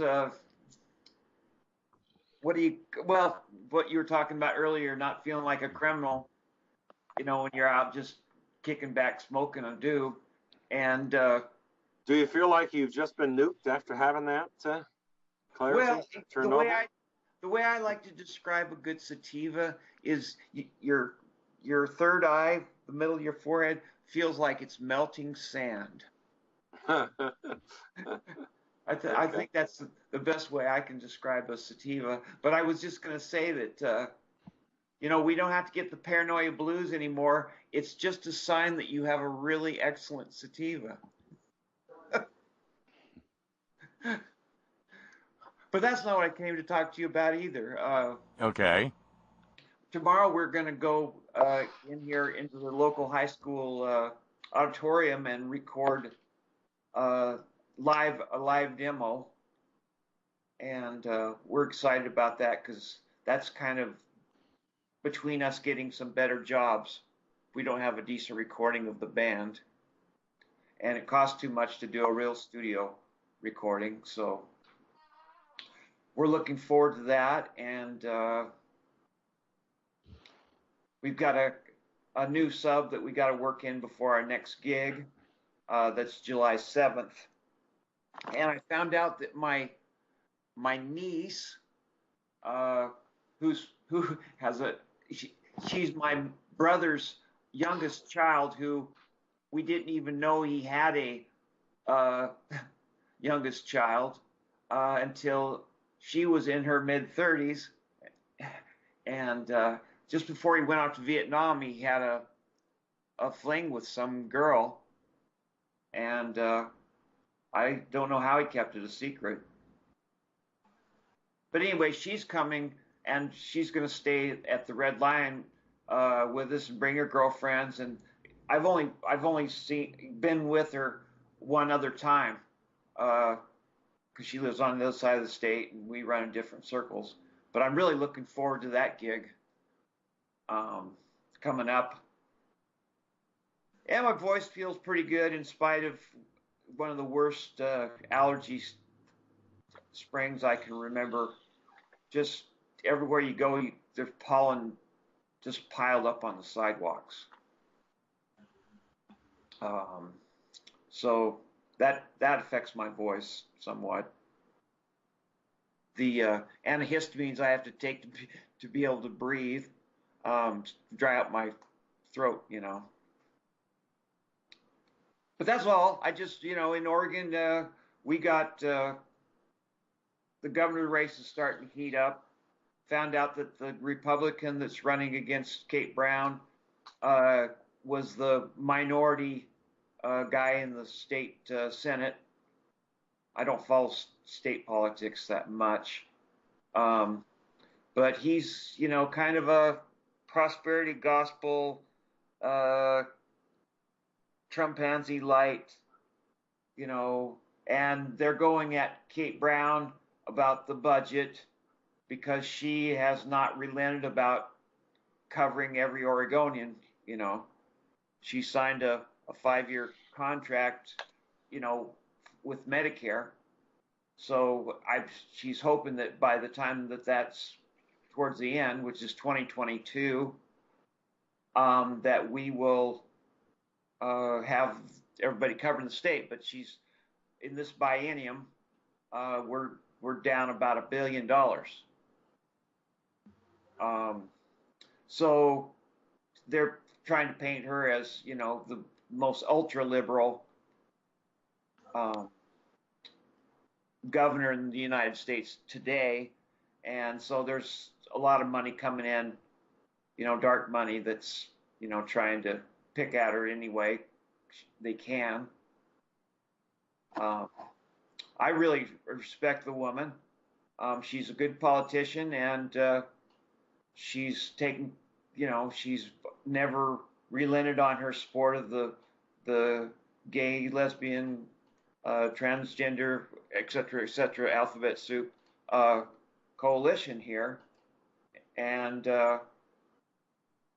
so I, you know, at least that's one of the good things about Oregon is, you know, we have a female attorney general, a female governor, a female secretary of state, and it's you know, I feel like we're in good hands here. But on this side of the state, it's a man's world. And I was going to say, I saw the poster, the picture you posted in the in the Skype chat, and I got to compliment you on the pigtails. Those are adorable, Clarity. Oh, thank you. And I'm not being ironic. I'm just starting to wear my hair down, and I don't know what the hell to do with it. I'm waiting until the second anniversary of my start of it, when I broke my collarbone. I couldn't reach up, you know, couldn't get up to shave my head. So I started from scratch on July 12th of 16. I had a little bike accident, and yeah, that was quite a year, 16, because I closed out the estate, moved in a new place, had 2 fractures, and then we had that hellish winter. You know, 40-year winter. Oh yeah, that was the hateful winter. Yeah.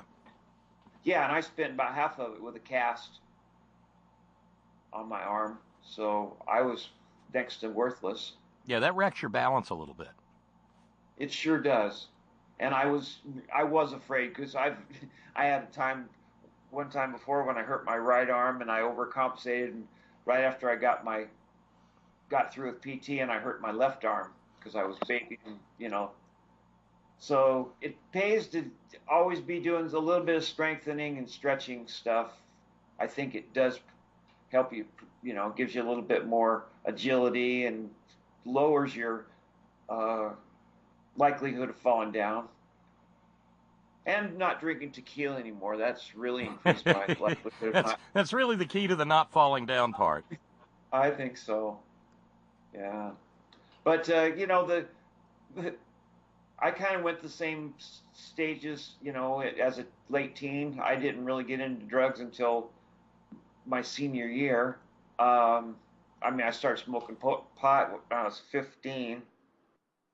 But, you know, the pot came from a different dealer, and the heroin came from a different dealer. So, yeah, you definitely had to change plans because the same guy didn't have the drugs that took you all the way through the gauntlet to get you to LSD, you know, and have your brain made into silly putty, as Jack Webb liked to say. Well, you know, I always remember the words of the late great prophet Bill Hicks, peace be upon him, who said, talking about psychoactives, said, LSD will get your third eye squeegeed clean.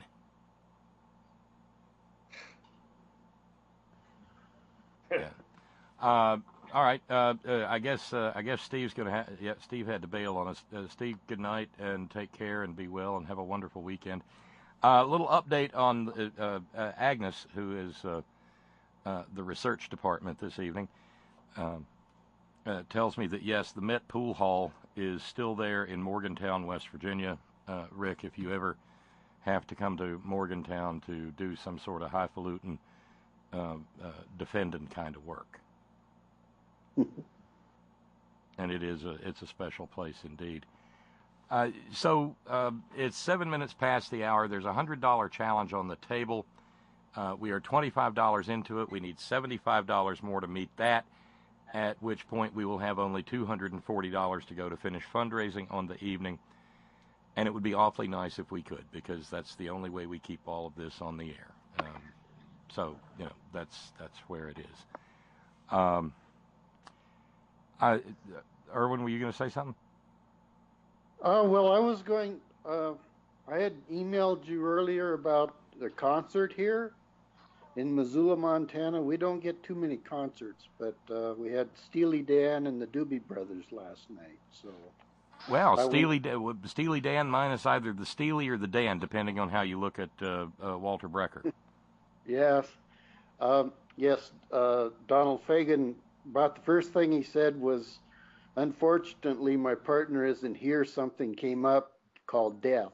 And he's really an interesting guy to listen to. And it was a good concert. Basically, he has an all new band. It's just him, but he really has some really excellent musicians with him now. So I highly recommend them. And the Doobie Brothers are really good too. Johnston, one of the original members, he's singing. If anything, he's improved, I think. And Michael McDonald wasn't there. But so it was. I have to say, Erwin, for me, that's a plus. Yeah, kind of me too. I was never a fan of the Michael McDonald era of the Doobies. I like the pre-Michael McDonald Doobies. I think that was a more commercially successful album, the Minute by Minute album. Oh, no doubt. Of the Doobies, but a lot of true fans, didn't like the change, in the band. Oh no, those early albums like Toulouse Street and What Once Were Vices Are Now Habits. Yeah, those are fantastic albums. The underappreciated stuff. South City Midnight Lady. Yeah, that's the Doobie Brothers to me. Yeah, I saw them at Dodger Stadium as part of the Classic West. Both of those bands, both the Doobies and I guess they call it Steely Dan. It's really just Donald Fagen and a bunch of other folks. But they all sounded really good. I'd love to see a show like that. Now I tell you what. Now I'm here in West by God, Virginia, so I don't have any concert reports, but I can tell you that the other night, entirely unintentionally, Agnes and I went down a YouTube wormhole that began with a and you didn't hear, it's not the whole song, it's just clips, and you're sitting there making notes going, oh, I'm going to find that one, got to find that one. Billboard Lost Hits of the 80s. Oh my God. I mean, stuff that I hadn't thought about probably since the first time I heard it. And it was just, it was revelatory. Because I'm one of those nerds that actually liked say, 78 to 85. There was kind of a flowering, really melodic stuff, somewhat, technical, electronic, but just fun music. And we kept looking at each other going, no, yes. Yeah. So that was a lot of fun. Hey, I got some concert news to report. Yes. I saw the Monkees or what's left of them, the Mickey and Mike show, Mickey Dolenz and Michael Naismith, last Saturday night at a small theater in L.A. called the Orpheum. I've heard of it. It's interesting how the band has changed. I mean, they don't try to pretend they're the Monkees, but it's like the Monkees present the Mick and the Mickey and Mike show or whatever. And they didn't sing the Monkees song, hey hey we're the Monkees, that whole song, but they did do a lot of the other songs, and they almost at times sound like a country bluegrass band in terms of the vibe. I mean, it was thoroughly enjoyable. Star loved it because she likes country a lot. But it was a good show. They played for probably like an hour straight, and then they took about a 15-minute break and then played maybe another hour, so it was a really, really good show. I'm glad I went. And well, I think Mickey and Mike is probably better than Monkey Parts. Yeah, probably so. But they had an album a couple of years ago that they played a lot of songs from, and the crowd seemed to recognize the songs. I didn't know the songs, but it was, they were very, very good, and great musicians. There's no doubt about it. And speaking of music, I got just found out that there's a bunch of free concerts in downtown LA starting on Saturday, July 14th, continuing through like Saturday, August 11th, I guess. There's like 6 concerts. And the first week, the lineup is not set, but I went ahead and got my free tickets to it. But the second week, the Psychedelic Furs is already sold out. They're playing as well as. Oh, that'll be a good. I bet that'll be a good show. I know, it's sold out, so I'm going to try and just show up and see if there's a way to get in. Maybe if people don't, use their free tickets, that kind of. Which is kind of a Latin band based in LA, along with Jenny and the Mexicats. But August 4th, it's the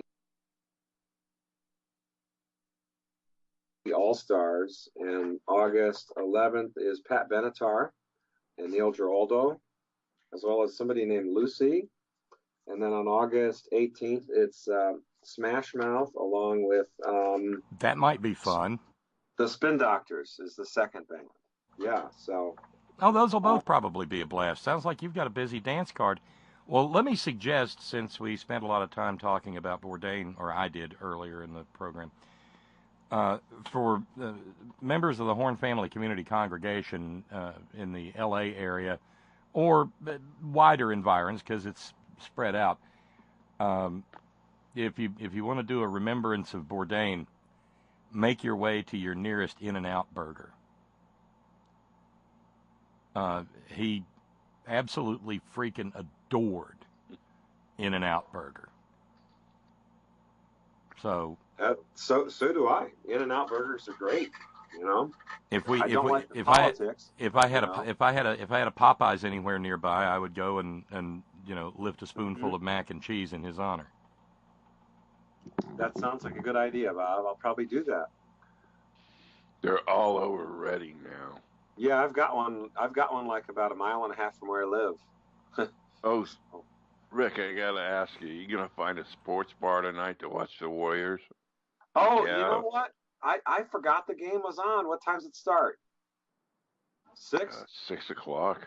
Okay, well there's a San Francisco sports bar just down the street from me called the SF Bar and Grill. And when they were having the finals last year, it was like standing room only. If you weren't there like 2 hours ahead of time, you couldn't get a seat. So I may do that. That might be a good way to celebrate a Friday. It was a kind of a busy week, especially the first part of the week with my trial. I finished it on Wednesday, and then the client was nice enough to take me out to a steak dinner afterwards at Morton's Steakhouse. And it was either that or get on my plane and leave for go back to LA. And he put me up for another night at the hotel. Well, hey, maybe by going to Morton's, you worked your magic relative to Rush Limbaugh. They used to advertise with him. Oh, well, maybe I did. No, I'm sorry. It was Ruth's Chris. I unhex Morton's. I take that back. But the nice thing about it, after my trial ended, he was very happy with what I was able to do. I only had about I got the case maybe a month before it was due to go to trial, and so I relied on what my colleague who couldn't try the case had done. He's like probably 80 some years old, and just couldn't do a trial anymore, just too stressful for him. And so I was able to get up to speed pretty quickly. But the client was nice enough to put me up an extra night, even though I could have flown out right after the trial on Wednesday, and ended up doing a walkabout yesterday. I worked out at the gym, and then I slept in, had a nice breakfast at the hotel. Then I went on a walkabout after I work out, and walked about 5 miles. I went all over the place, and I was along Fisherman's Wharf. I went to the Crooked Street, Lombard Street. I don't know if you've ever seen that, Bob. It just kind of winds around like crazy. And, so after I made my way up there, I went down into the wharf near the harbor and stuff, and was like walking along the wharf. And there's a tower called the Coit Tower that sits on a bluff overlooking the ocean. That's the one that O'Reilly wanted the terrorists to bomb. Oh, is that right? Oh, geez, what a douche. So anyway, I was looking for a street to like find my way up to the tower. It was not clear how to do it, and I asked this lady. She seemed to be a local. I said, "Hey, do you know how to get to Coit Tower?" And she said, "No, I don't." And turned out she was from Switzerland. So we ended up like walking, around, and we ended up finding a way up to Coit Tower. And I just worked out about an hour and a half, maybe 2 hours before. And I was like walking up those stairs, and she was like kicking my ass. She was just going really fast, and I was like huffing and puffing. You have to walk up probably, I don't know. Lady, my lungs are bleeding. Steps. Yeah, exactly. Exactly. And she turns out she was from like Zurich. She was in town, or near Zurich. She was in town with her sister, and we ended up getting up towards the tower, like where the driveway is, and we were going to go and see the tower, but it was like a line to get in, and they were charging you. And I had to catch a plane. I had to leave for the airport by 5:30. So, but that was fun. That was a lot of fun. She was in good shape. She's a skier. I guess she does a lot of skiing, and I think the Swiss probably walk a lot more than Americans do. But I was like on totally slopes. slopes they walk. Yeah, exactly. And I'll tell you what, that burned so much fat. I was dogged by the time I got back to the hotel. I had to like put on my souvenir T-shirt because my shirt was soaked, and and this is despite the fact it's sunny. I had a short sleeve shirt on, and the wind was blowing. It was like 61 degrees, but I wasn't cold. I was just sweating my ass off, and it was a good workout. I was gonna take the cable car on the way back from my walk, but I just didn't have time to find the route. But I guess that's next time. But what did Mark Twain once write? The coldest winter I ever spent was summer in San Francisco. Yeah. Well, everybody else had long sleeve, sweaters or even, parka jackets on. And I was just out there, with jeans and my t-shirt. I had a Cubs jersey wrapped around me, but I didn't put that on, because I was never cold, San Francisco's known for having cooler weather. That's for sure. I'd love to get back out there sometime. Yeah. So, I mean, it's been kind of an odd Friday on the front porch, but I think we would be remiss given our job here, if we did not have some level of remark upon the absolute madness of the stream of unconsciousness that emanated from the president's mouth this morning, in which he unlimbered himself of opinions on just about everything. Did you catch any of that, Rick? His Russia speech? Yeah, I did. Yeah, I did. Well, Russia plus, If Russia is smaller than the smallest of the G7 powers, which is Italy, and the reason why Russia got kicked out of the G8 is its frickin' invasion of Crimea, of Ukraine, or Crimea, and annexation of it. Yeah. So it's sort of like, Trump is just, and he still thinks that Muhammad Ali needs a pardon, Yeah, let's clarify that real quick. May we? Sure, let's do it. How do you pardon somebody whose freaking conviction was overturned by the Supreme Court? Is that just stupidity, or is there something more nefarious at foot that he wants to show that his word is greater than that of the ability of the Supreme Court to adjudicate issues? Well, maybe this is a shout out to all of his, African American supporters, Bob. Right. Because African Americans have, of course, been voting Democrat for 100 years. Right. Yeah. Mm-hmm. But no, I mean that quite seriously. Some people have said, "Well, he's so damn stupid. He doesn't." Did nobody tell him that Muhammad Ali's conviction was overturned by the Supreme Court? Well, he obviously didn't know. Well, I don't know if he didn't know it to begin with. Some idiot staffer gave him that information. Well, maybe. But consider the point that I'm trying to reach here. Mm-hmm. And that is that, the Supreme Court is the final arbiter of law in this country. Right. And they've already overturned the conviction. Mm-hmm. But he feels like he still has a right to pardon something they overturned. That's actually a pretty significant statement relative to the jurisprudence of the United States. Well, you're assuming that he knew that the conviction was overturned. Well, yes, I am. And if in fact I'm right, that's pretty stunning. He is the law, basically. Only I can can keep this country together, whatever the fuck he said at his during his speech at the convention. I alone can do this. I alone can do that. And the thing is, the Republican Party hasn't done anything to dissuade him from that belief. They've just sucked up to him. Yeah. Yeah. And then the Russia business, as Sparky alluded. Yeah. The idea that Russia needs to be readmitted to the G7. Yeah. I was simply reminded in real time when he said that, I thought, Yeah, there's that article from a couple of weeks back where the NSA said they knew he was a foreign agent as far back as this time of year 2016. Mm-hmm. That sort of confirmed it, didn't it? And the fact that he constantly says, "No one's been harder on Russia than me. No one." Yeah. Right. Oh God. Oh. I don't know how many spleens I've spit up in the last year and a half, Bob. I think I'm going on about 100 now. Oh my God,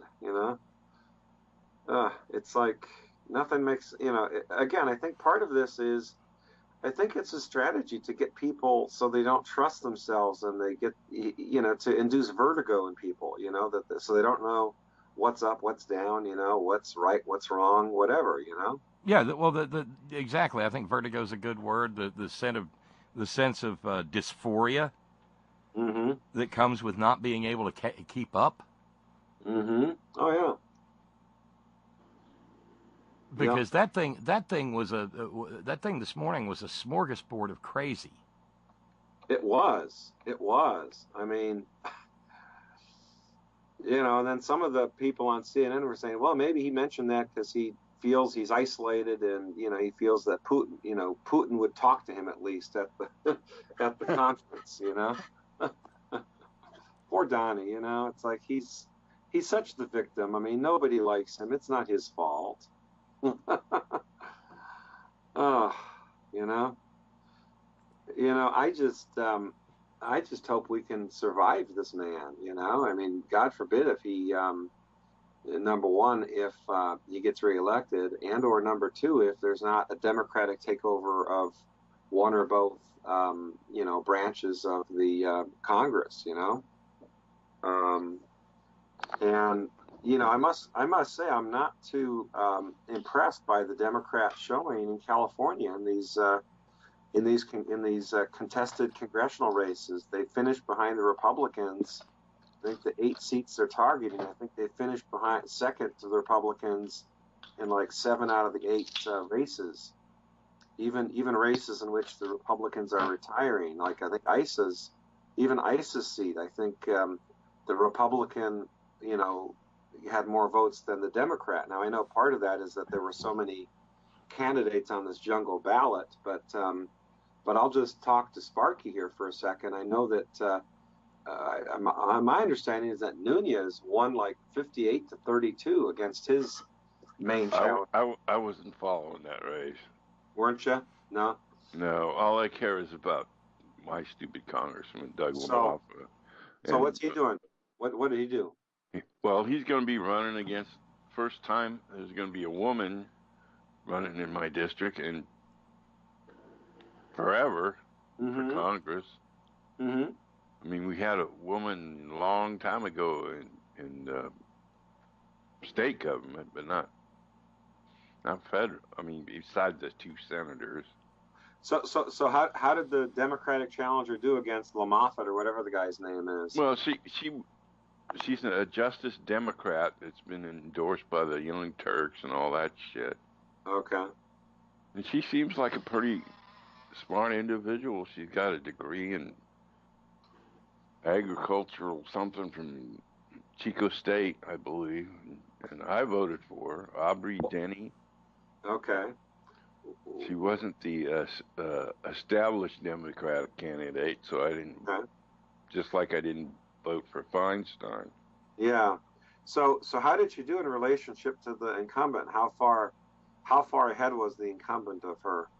Well, there was like 7 other people, but I mean, he got like 52% of the vote. Oh, okay. Well, that's out of pretty good. 111,000, but okay. But if you get these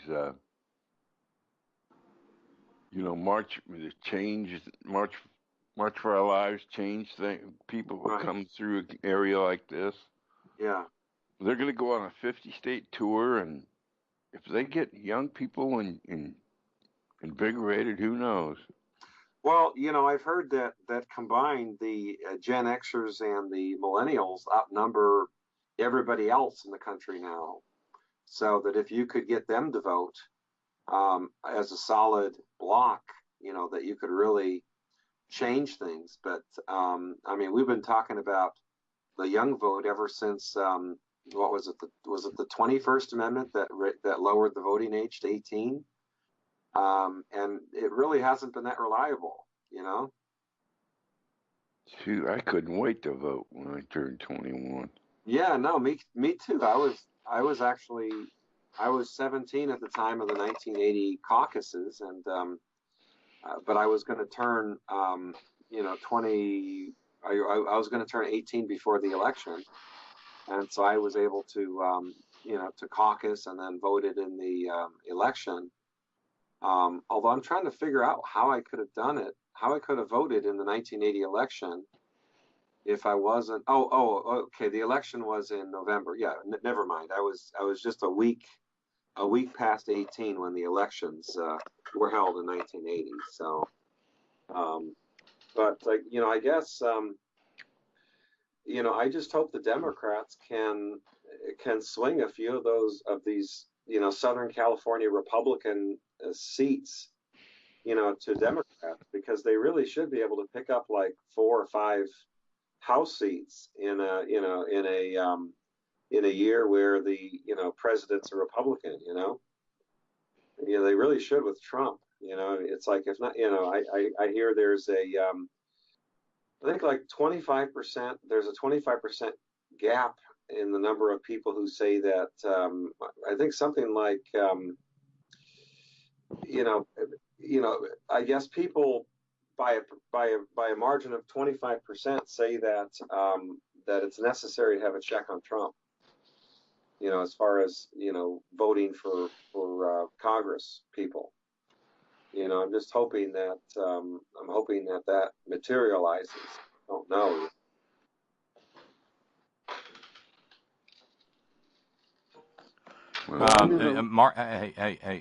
Rick.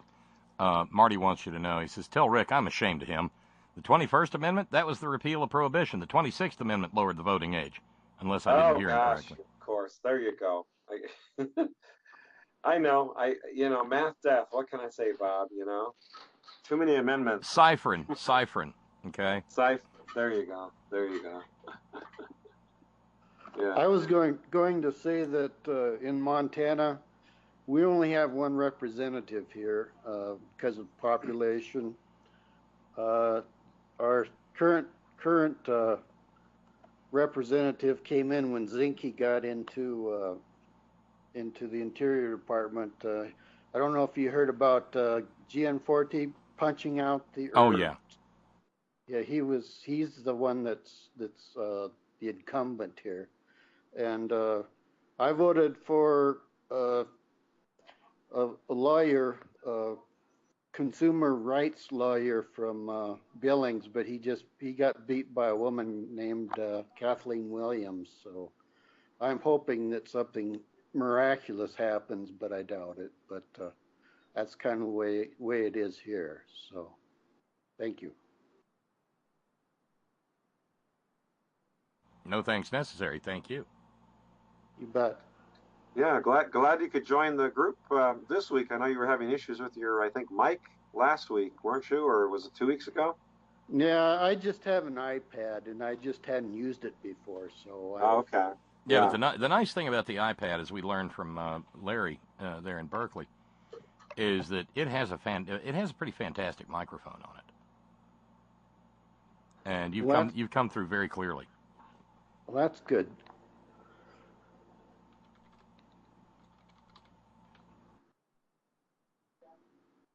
So how's the fundraising coming, Bob? Grim. Yeah. Darlene very kindly put a $100 challenge on the table at the beginning of the program. It was met to the tune of $25 of it was met. $75 remain. In fact, I just had a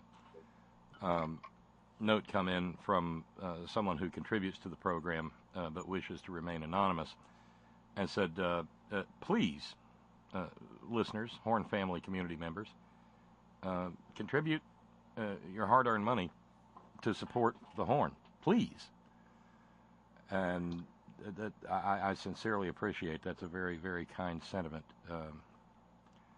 And as I've said, I mean, there are times that I feel like I can't stand to. I mean, I hate talking about it.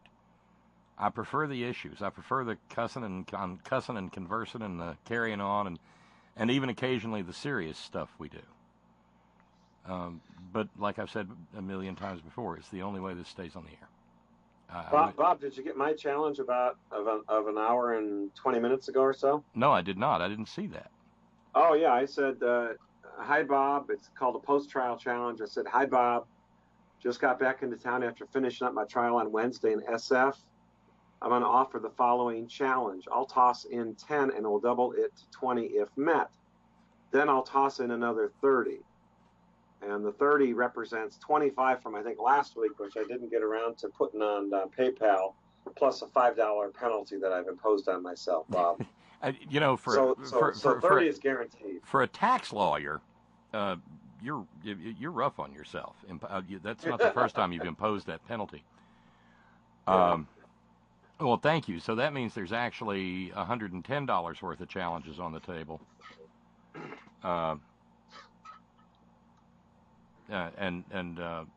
Darlene just said, yeah, I'm feeling lonely over here with my unmet challenge. Come on, Horn family. Thank you, Darlene. Thank you. I hate it when people go out on a limb like that and it doesn't get responded to. I mean, it's just, you know, because the fact of the matter is that, you know, there are a lot more people who listen, and I understand times are tough and stuff, but you know, maybe one way to do that is just to sign up for a subscription this evening, and you're only out less than half the. You know, I keep hammering on it because I hate McDonald's hamburgers. You're only out less than half the cost of a McDonald's hamburger with no cheese per program. That's what you're giving up at a $10 subscription. And so, you know, if we had 9 people who did that this evening, boom, that would take care of the challenges, both of them, and then we'd only have $230 or $240, well, $230 to go to finish the week. So that's, I mean, we can't, because, you know, overall, Rick, we came into the evening at minus 440. Oh, that's not good. I'm sure that's a number that's near and dear to Sparky's heart, 440. It's within $20 of a number that's near and dear to him anyway. Yeah, what, 460? 420. Well, no, I was thinking more. I was thinking more like voltage. Oh, okay. I was more. I was thinking of pot. I was more into 277, 480, Bob. Oh, okay. Well, do you want me to explain that? No. It'll just make my poor little head hurt.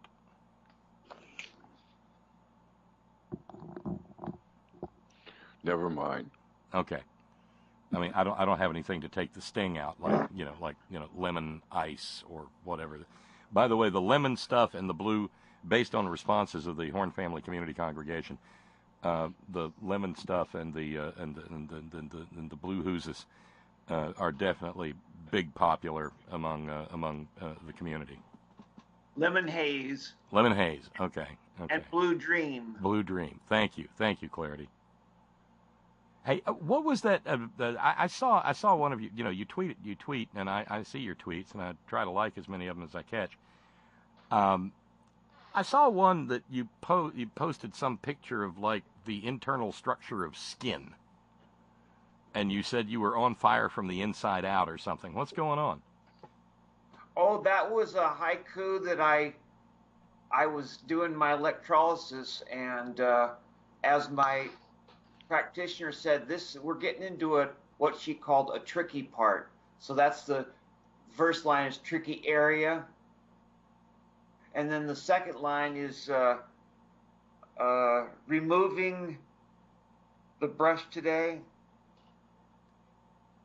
I almost put removing the bush today, but you know that'd be overstating it, and then it would I don't know, bush is still a colloquialism. And the last line, I'm screaming inside because I try not to squirm or scream or anything.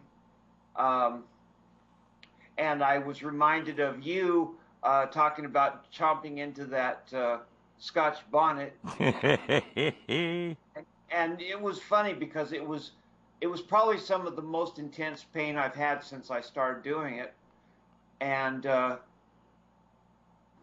about 5 minutes later, I went, oh, I must have gotten an endorphin rush. You know, it was just like, I just felt totally transformed. And the pain was somewhere else. So yeah, that's what that was about. Okay.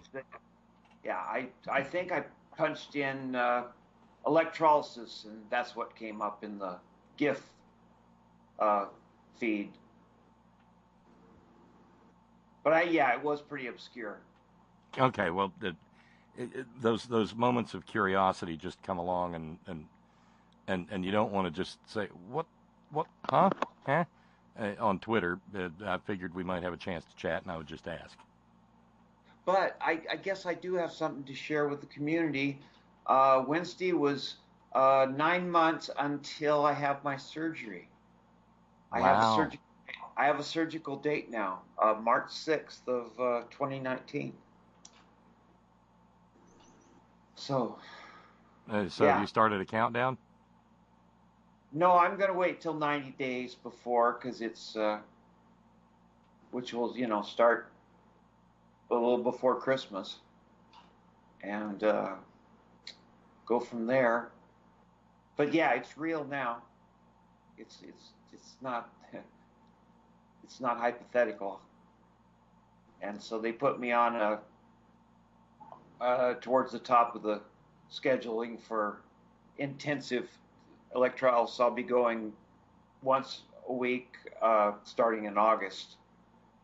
So, but luckily I have two medical drivers that are very friendly, and we get along great, and we can talk about stuff.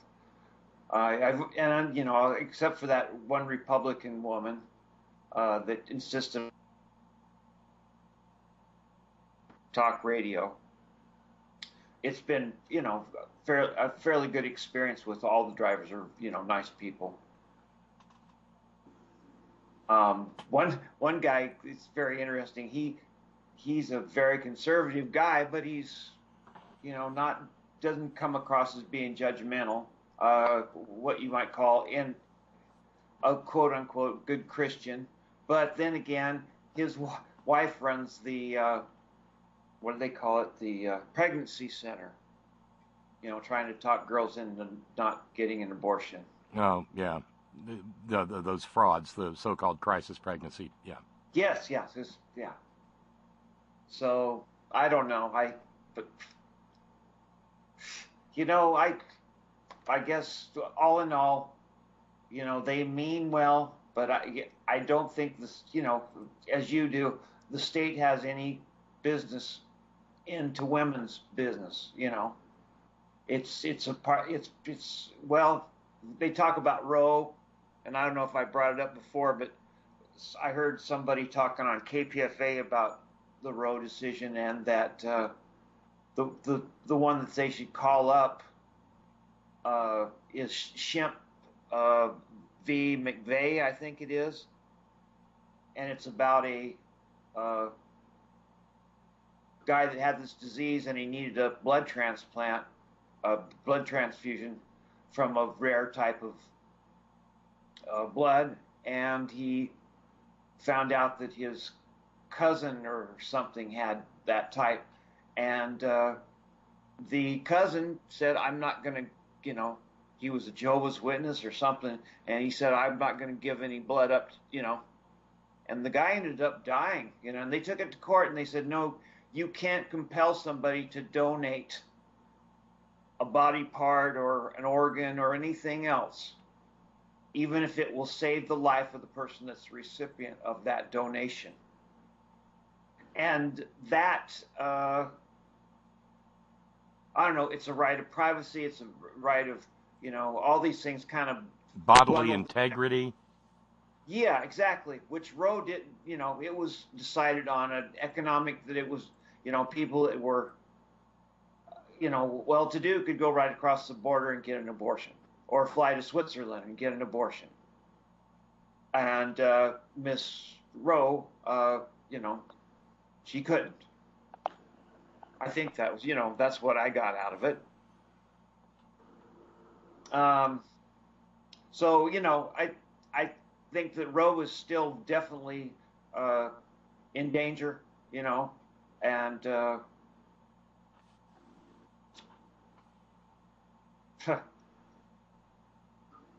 don't know. And not to be dismissive, Clarity. Yeah, Roe's in danger. Everything is in danger. Civil society is in danger. Constitutional governance is in danger. And while what happened this morning just looked like an exercise in al fresco madness, it was another exhibit in the level of danger that we face. Well, I was watching his eyes, as he cocked his head back and forth, and you can just you can tell he's just kind of doing a little bit of free-forming, and he doesn't really care what comes out. He knows he's got, he's going to fling out these words that make, his base think, well, he's being Trumpy. He's, Yeah, he's just he's just a word sewer. Yeah. Not a word sower, a word sewer. Yeah. But you quoted 25% in, depression rates have increased. And I read that since 99, which is almost 20 years, it's increased 30%. And what somebody said is, if you're not depressed, you're not paying attention, or if you're not enraged, you're not paying attention. But I'm sensing, and we talked about this how many times about needing a break and just being burnt out because the 24-hour news cycle, and every day he throws out another, fucking shrapnel bomb to, Right, and there's one other thing that's out there that bears mentioning. When the story broke, because this is significant, and Billable Rick, you might have some expertise on this too. When the news broke that Mueller and his team had gotten access to some people's cell phones, What Hannity said. Sean Hannity jumped out and said, if you're even tangentially related to this investigation, smash your cell phone into tiny bits. His presence or his status as a blithering idiot on Fox does not confer immunity from obstruction because that's witness tampering, isn't it? Just because you do it in front of a camera with a microphone attached to you, that doesn't mean it's not witness tampering. And digital information. I would regard it more as like obstruction because he's advising, people who might be targets of the Mueller investigation to basically, destroy all their phones, So it's not really, he's not suggesting what the witness is. Maybe it's both. Maybe it's witness tampering and obstruction. Yeah, I'm looking for a multi-count indictment. Because that's the other thing, since we do try to do some current events and news of the day, Paul Manafort got charged with more shit today. Mm-hmm. Yeah. And it just seems like Mueller's tightening the screws. But as a prosecutor, does Mueller not have an ethical obligation? I mean, he can't just drip as a means of applying more pressure, can he? He has an affirmative duty to bring the charges of which he is aware. So what's the nature of the argument? We just became aware? I think so. Yeah. I think so. We're charging as promptly as we may? Yeah. Yeah. Now that has to do with the witness tampering, does it not? The obstruction. I haven't been able to read the indictment. I heard about it. I wasn't able to read about it in any detail. Yeah, he's not supposed to contact witnesses. Yeah. And he sent direct messages and emails to witnesses who Oh, he jeez. knew. Yeah. Hello, everyone. Hi, Hey. Larry. Hey, Larry. How are you? Yeah, I mean, I think Manafort's in huge trouble, and I think he's counting on a Trump pardon. To tell you the truth, you know. Okay, now we may have been over this ground, and by the way, we've made up a little ground. We are we're $55 away. We're $55 away from meeting Darlene's challenge, so please don't leave Darlene flapping in the wind out there. I just mentioned that because we're running out of time. But we may have touched on this, but and we know there can be preemptive pardons because of Richard Nixon. Mm-hmm. Right. But can Trump just stop everything against Manafort tomorrow if he wants to? I mean, does the pardon power include the ability to interfere, because that's the right word, to interfere with an ongoing current prosecution? There's no restriction on it. Now, if we had a Congress that was anything other than a lapdog of the president, president would never be able to get away with that. But we have a total breakdown of Congress and its role in in this country, in the politics of this country. It just is not doing its job. That's why you have a group of Democratic senators trying to sue the Trump for violating the Emoluments Clause in district court in the District of Columbia. And they're having some difficulties persuading the judge that they, in fact, have legal standing to make that claim.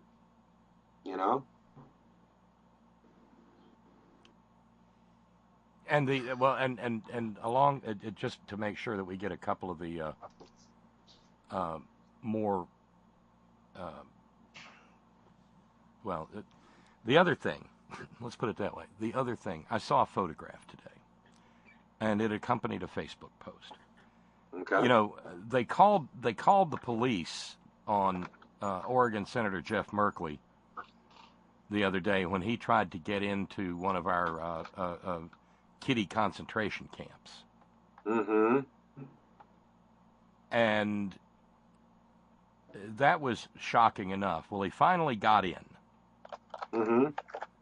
And he was not allowed to take pictures. Oh, no. But apparently at least one photograph got out. And it confirmed what he had previously said. Apparently this facility is an abandoned Walmart. Mm-hmm. I heard that, yeah. Remember when the abandoned Walmarts were going to be the secret access points to the huge network of Jade Helm tunnels? Well, they were, Bob. That's exactly what happened. They've just repurposed the Jade Helm tunnels now, Bob. Well, it turns out that, they've got a new purpose now, because there is a photo of Jeff Merkley being walked through this facility, and it includes children. Mm. Children. Mm-hmm. Little children in cages. Jeez. Oh. That's America. That is America. On the 8th day of June 2018, we keep children in cages. And for all of our much vaunted pontificating about the moral fiber and the exceptional nature of America, that photograph is our damnation. Plain and simple. A country that puts children in dog cages is not among the civilized company of nations. No, it's not. It's certainly not. Mm-mm. No. And it was accompanied by the photo was accompanied by text. Senator Merkley was finally provided a tour of the facility here in town that houses once accompanied children who have been separated from their parents or guardian by ICE. keeping children in cages when they are not criminals, making them sleep on concrete floors for months at a time without due process because 45 has reduced legal funding resources for these children, causing gridlock in the courts, which requires they remain longer in these private yet paid for by tax dollars facilities. This is done merely as a punishment. Is this who we are now as a nation? Well, that's a rhetorical question, but it's a rhetorical question with an affirmative answer. Yes, it is. Previously, the children would remain with their parent until they were to appear in court. 45 and Sessions flipped the process, so now they end up incarcerated in the beginning as a means of punishment. Since Senator Merkley could not take pictures, this is similar to the scene that actually it's Representative Jim McGovern saw in another facility. This is the oral statement from Senator Merkley via the Nation.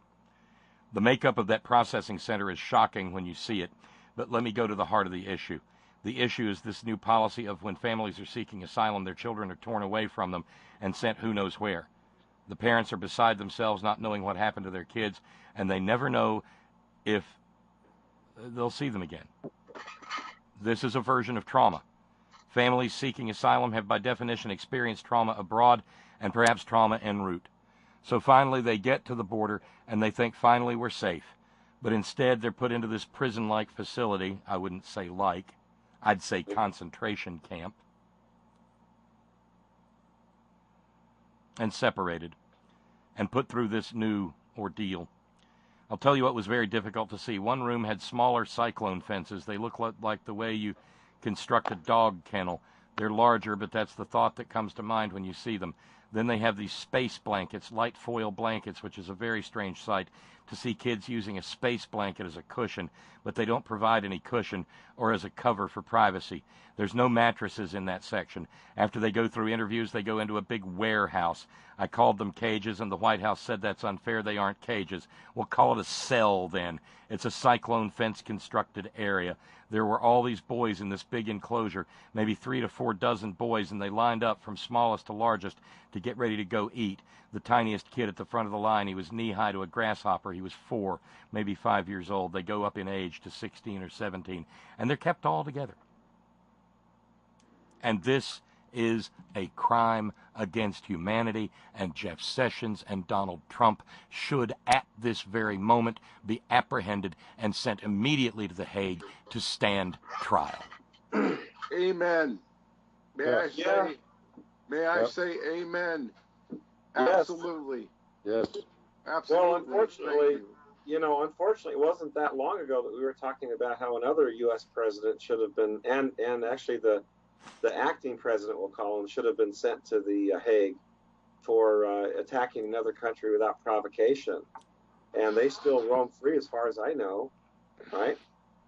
And in fact, one of them is looking good based on the, the Colt 45 leader right now,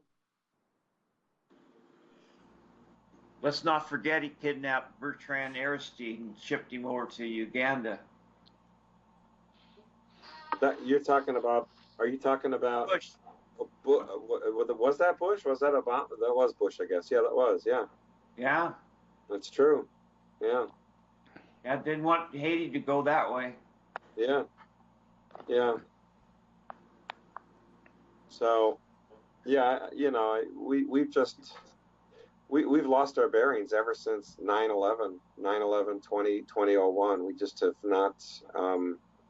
We've not recovered as a democracy since then. I mean, to the extent we even were ever a democracy, You said that. You've got that right, Rick. Yeah. Well, you all know what I think of all these folks. Anyway, Bob, I got to tell you, I felt the least interested in, as I mentioned last week, in voting this time around, and the least motivated, but I did vote. And I don't know, Dunk. I guess we got what was expected, but it's and Rick, but we really need to get rid of this government and really need to get rid of this Congress. And I don't know how we're going to do it, given the particular legal and political constraints that we live under, but this is intolerable. Bob, I'm glad that you were able to read that Facebook post or able to read that comment. Mercedes was saying that she knows about this for some time, that this kind of behavior from the government has gone on. Okay, I'm going to let you go then. It's 6 o'clock. Well, finish your thought. We don't finish your thought, Larry. Well, I just feel that that it's very difficult for me to get motivated, given the kind of political institutions and economic and social institutions that we live under at this point in time, with the kind of people that are in power, to feel that there's any real hope to do anything that's going to make anything any better. And The Nation magazine and Yes magazine had some articles about the housing crisis now that's going on. There's a big housing crisis, but yet in my city, in Berkeley, they're building new for market rate apartment buildings all over the city now. Luxury apartment buildings as well, right? They're luxury. Yeah, new for market. They're not subject to any kind of rent control or any kind of vacancy, control, or any kind of rent ceilings whatsoever.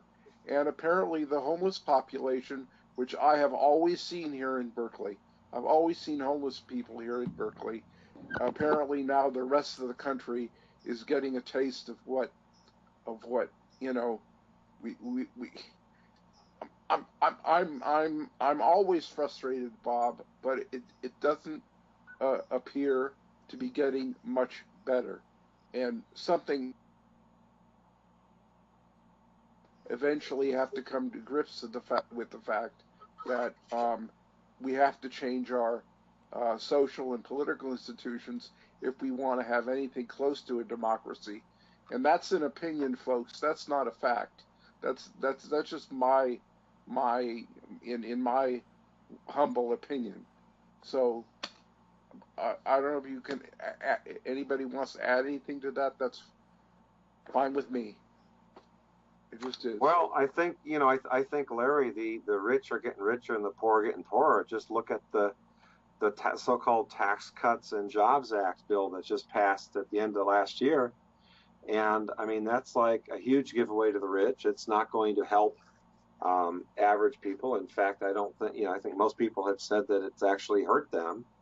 I mean all the goodies are going to the well-off, and that's what happens when you have a Republican president, unfortunately, Well, what I have to say is it's not that we don't.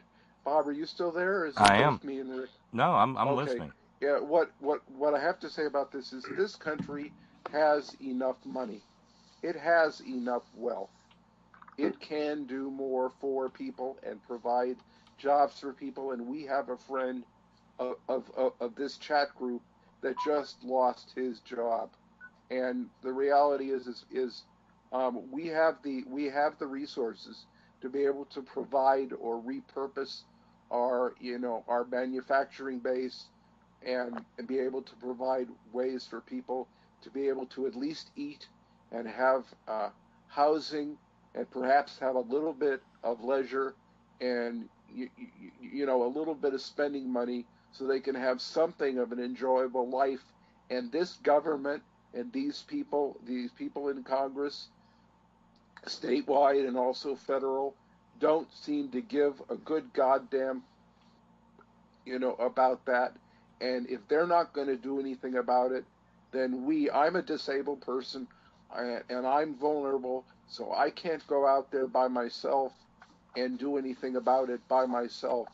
I would feel powerless if I were part of a small minority group who would be out here complaining, but but we need to get a large group of people out here organized to fight back. That's all.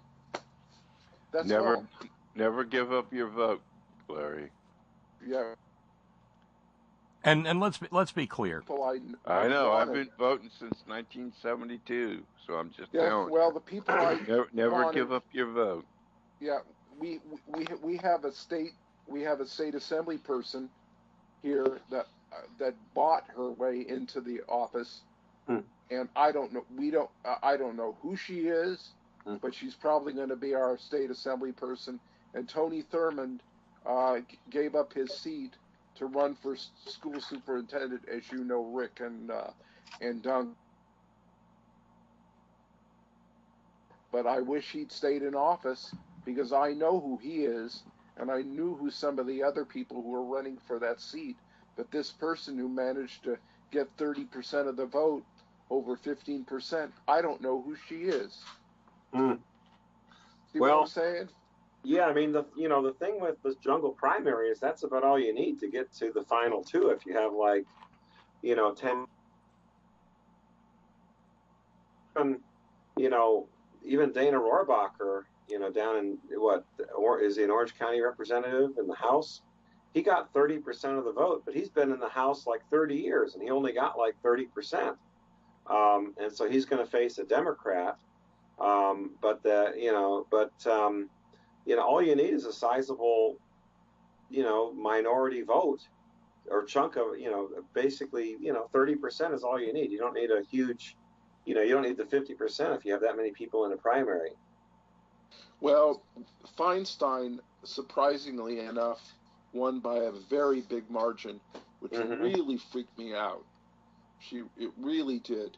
But I appreciate, Bob, that you gave me the opportunity to finally say something coherent that made sense for the first time in probably a year and a half. Oh, you've made a lot more sense than you've made, apparently, Larry. Don't sell yourself short. No, don't. Okay. Absolutely not. But I appreciate getting a couple minutes to rant there, and that I was able to say something that was coherent and hung together.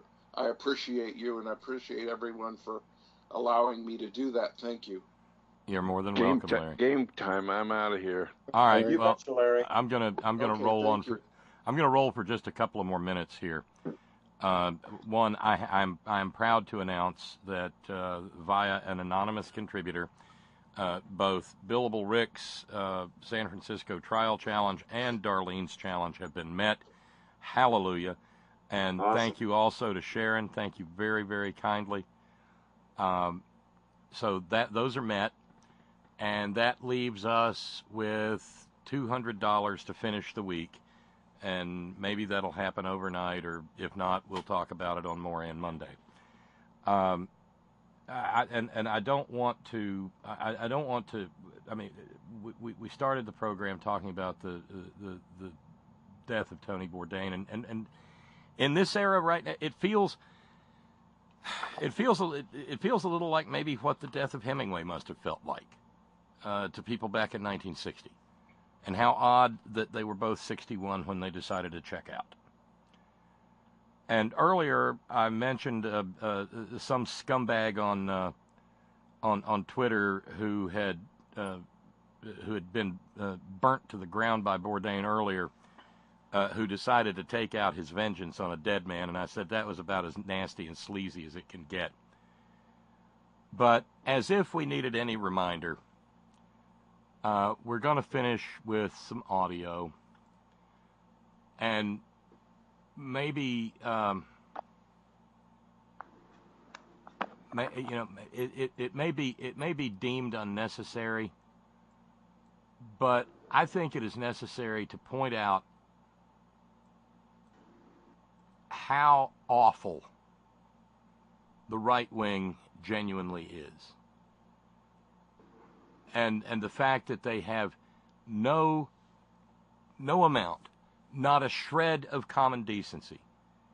The people who listen to what you're about, who intentionally listen to what you're about to hear, largely comprise Trump's hardcore, dead-end, cancerous knot of losers and hard cases. The neo-Nazi base of Donald Trump listens to this filth. So, merely by way of putting evidence into the zeitgeist, if you will, of how vile and how vulgar these people are, well, we've got this. We've got news coming from Alex Jones right now. Let's go out to Alex on the phone lines. Alex Jones, what is breaking? All right, I'm going to take over right here, and I'm going to try to be as calm as I can, as I've got 4 pages of notes. So I'm here, ladies and gentlemen, covering undoubtedly some of the most dangerous information I've ever covered on air. There's a reason they want to shut down InfoWars, and it's because they know that we're able to put out countervailing narratives to what they officially said. Anthony Bourdain, Tony Bourdain, is one of the most popular TV hosts in the world. He's the only successful thing on CNN. He dominated Netflix. He has a little 9-year-old daughter. He just got remarried. And then he dies in a crappy hotel room in Paris. Now, see, there's a reason we're deconstructing this. This sleazy, filthy shitbag, Alex Jones,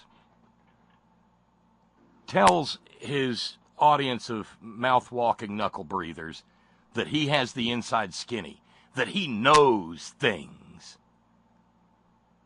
And he can't even bother, and it's there, it's publicly consumable. He can't, I know, I got inside knowledge. Monkeys with jellyfish monkey hybrids from Hong Kong. But he can't even get the age of his daughter, Bourdain's daughter, right. And he doesn't even know where he was found dead. Some sleazy hotel in Paris. Some crappy hotel room in Paris. Well, one, Bourdain didn't stay in crappy hotel rooms. Unless he could help it. And two, he wasn't in fucking Paris. He was in Strasbourg.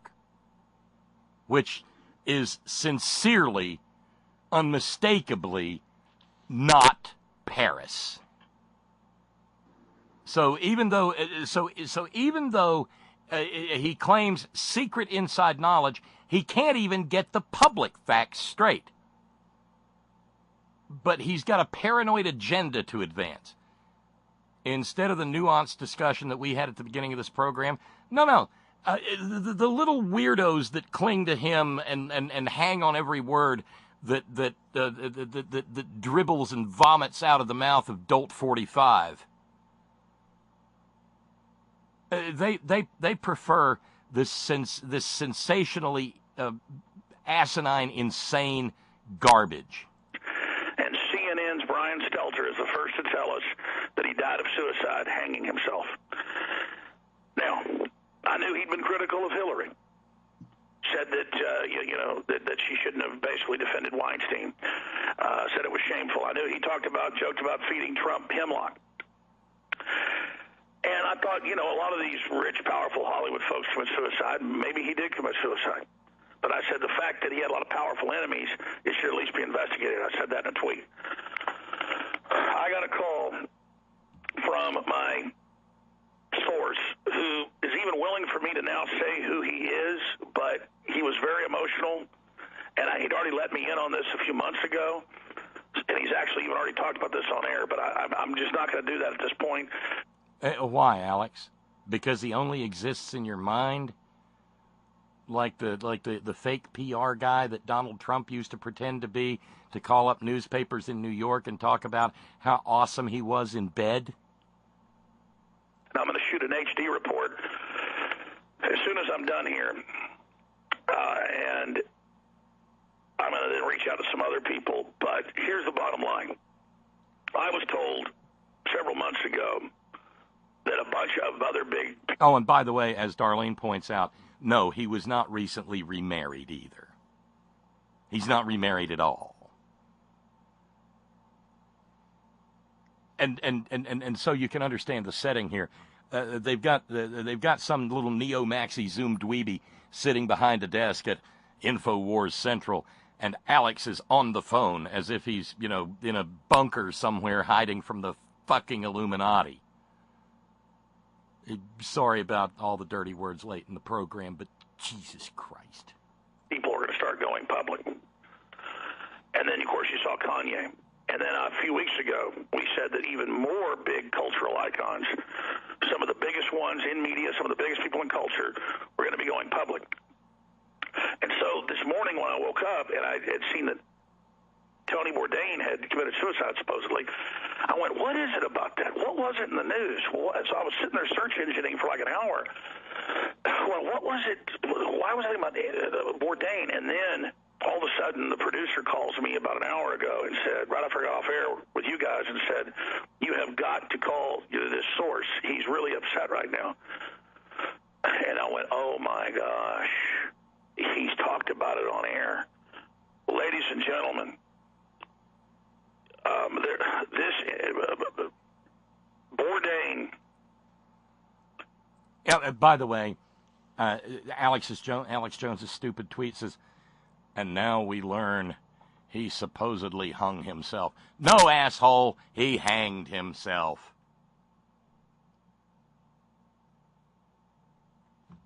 Jesus Christ.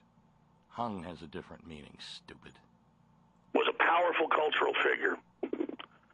And Bourdain had learned about the big awakening that was happening. And he had met with Elon Musk, who he's already very good friends with, in Morocco, in Marrakesh, at a big solar farm, experimental farm. And I'll just leave it at that. And they had taped an 11.5-minute episode of the upcoming TV series that he was wrapping up in Paris.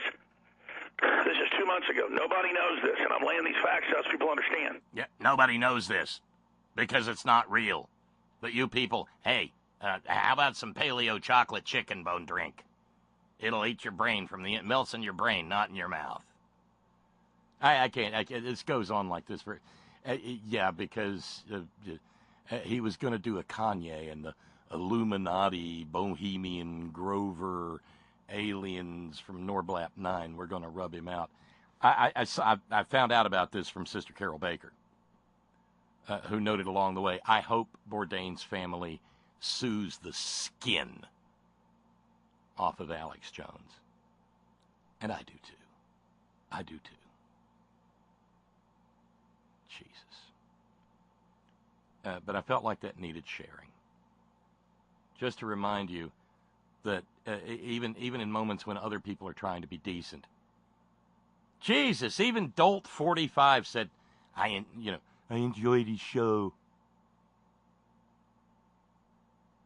You get this. So, that's how it goes. Hey, Larry and Billable Rick, any thoughts? Erwin, any thoughts? Well, Bob, my question is because of these kinds of the media, the mainstream media is allowed to get away with. We ought to have, they ought to have the fairness they ought to have the fairness doctrine, number one, and number two. I know that this guy is a sleazebag, and I don't know why we have to dignify what these people are doing when they're so shitty. I mean, I'm talking about, the Alex Jones types and what have you. I don't listen to them because I don't get anything from them, and I don't get titillated or excited about the fact that they're on there. So I don't know why we have to. The less that I have to hear, that the better off I am psychologically and emotionally. Well, I understand, but I believe that we from where I stand, Larry, we have a duty to point out this odious behavior, because you can't always just ignore them and they'll go away, because they clearly haven't gone away. I think I agree too. I don't listen to them, but I do like to hear other people talk about them because it's something that's happening, and I'm dealing with this kind of stuff in my own family. So, and on Facebook and everywhere else. So I need to at least know what's being said on the other side. So that's Yeah, I just mean, my opinion. yeah, I tend to agree with you, Irwin. I mean, I don't like to listen to the guy, but I think he's dangerous enough that you have to be aware of some of the, bullshit that he's. And you have to be able to refute it when crazy old Uncle Fox at the end of the bar starts shrieking about it. Right, exactly. I mean, because so arguments unanswered are arguments admitted. You know that, Rick. Yeah, no doubt about it. So he's saying that who exactly killed Bourdain? Hillary or what? No, the hell? They. They. Okay. Yeah. Who is they? I mean, that's the Illuminati. It's the Illuminati, the Bilderberg Bohemian Group? Grove, Rothschild, Learned Elders of Zion. Yeah. Aliens yeah. from Norblap 9. Yeah. So I mean, monkeys the guy with makes no sense. monkeys I with mean, jellyfish brain hybrids.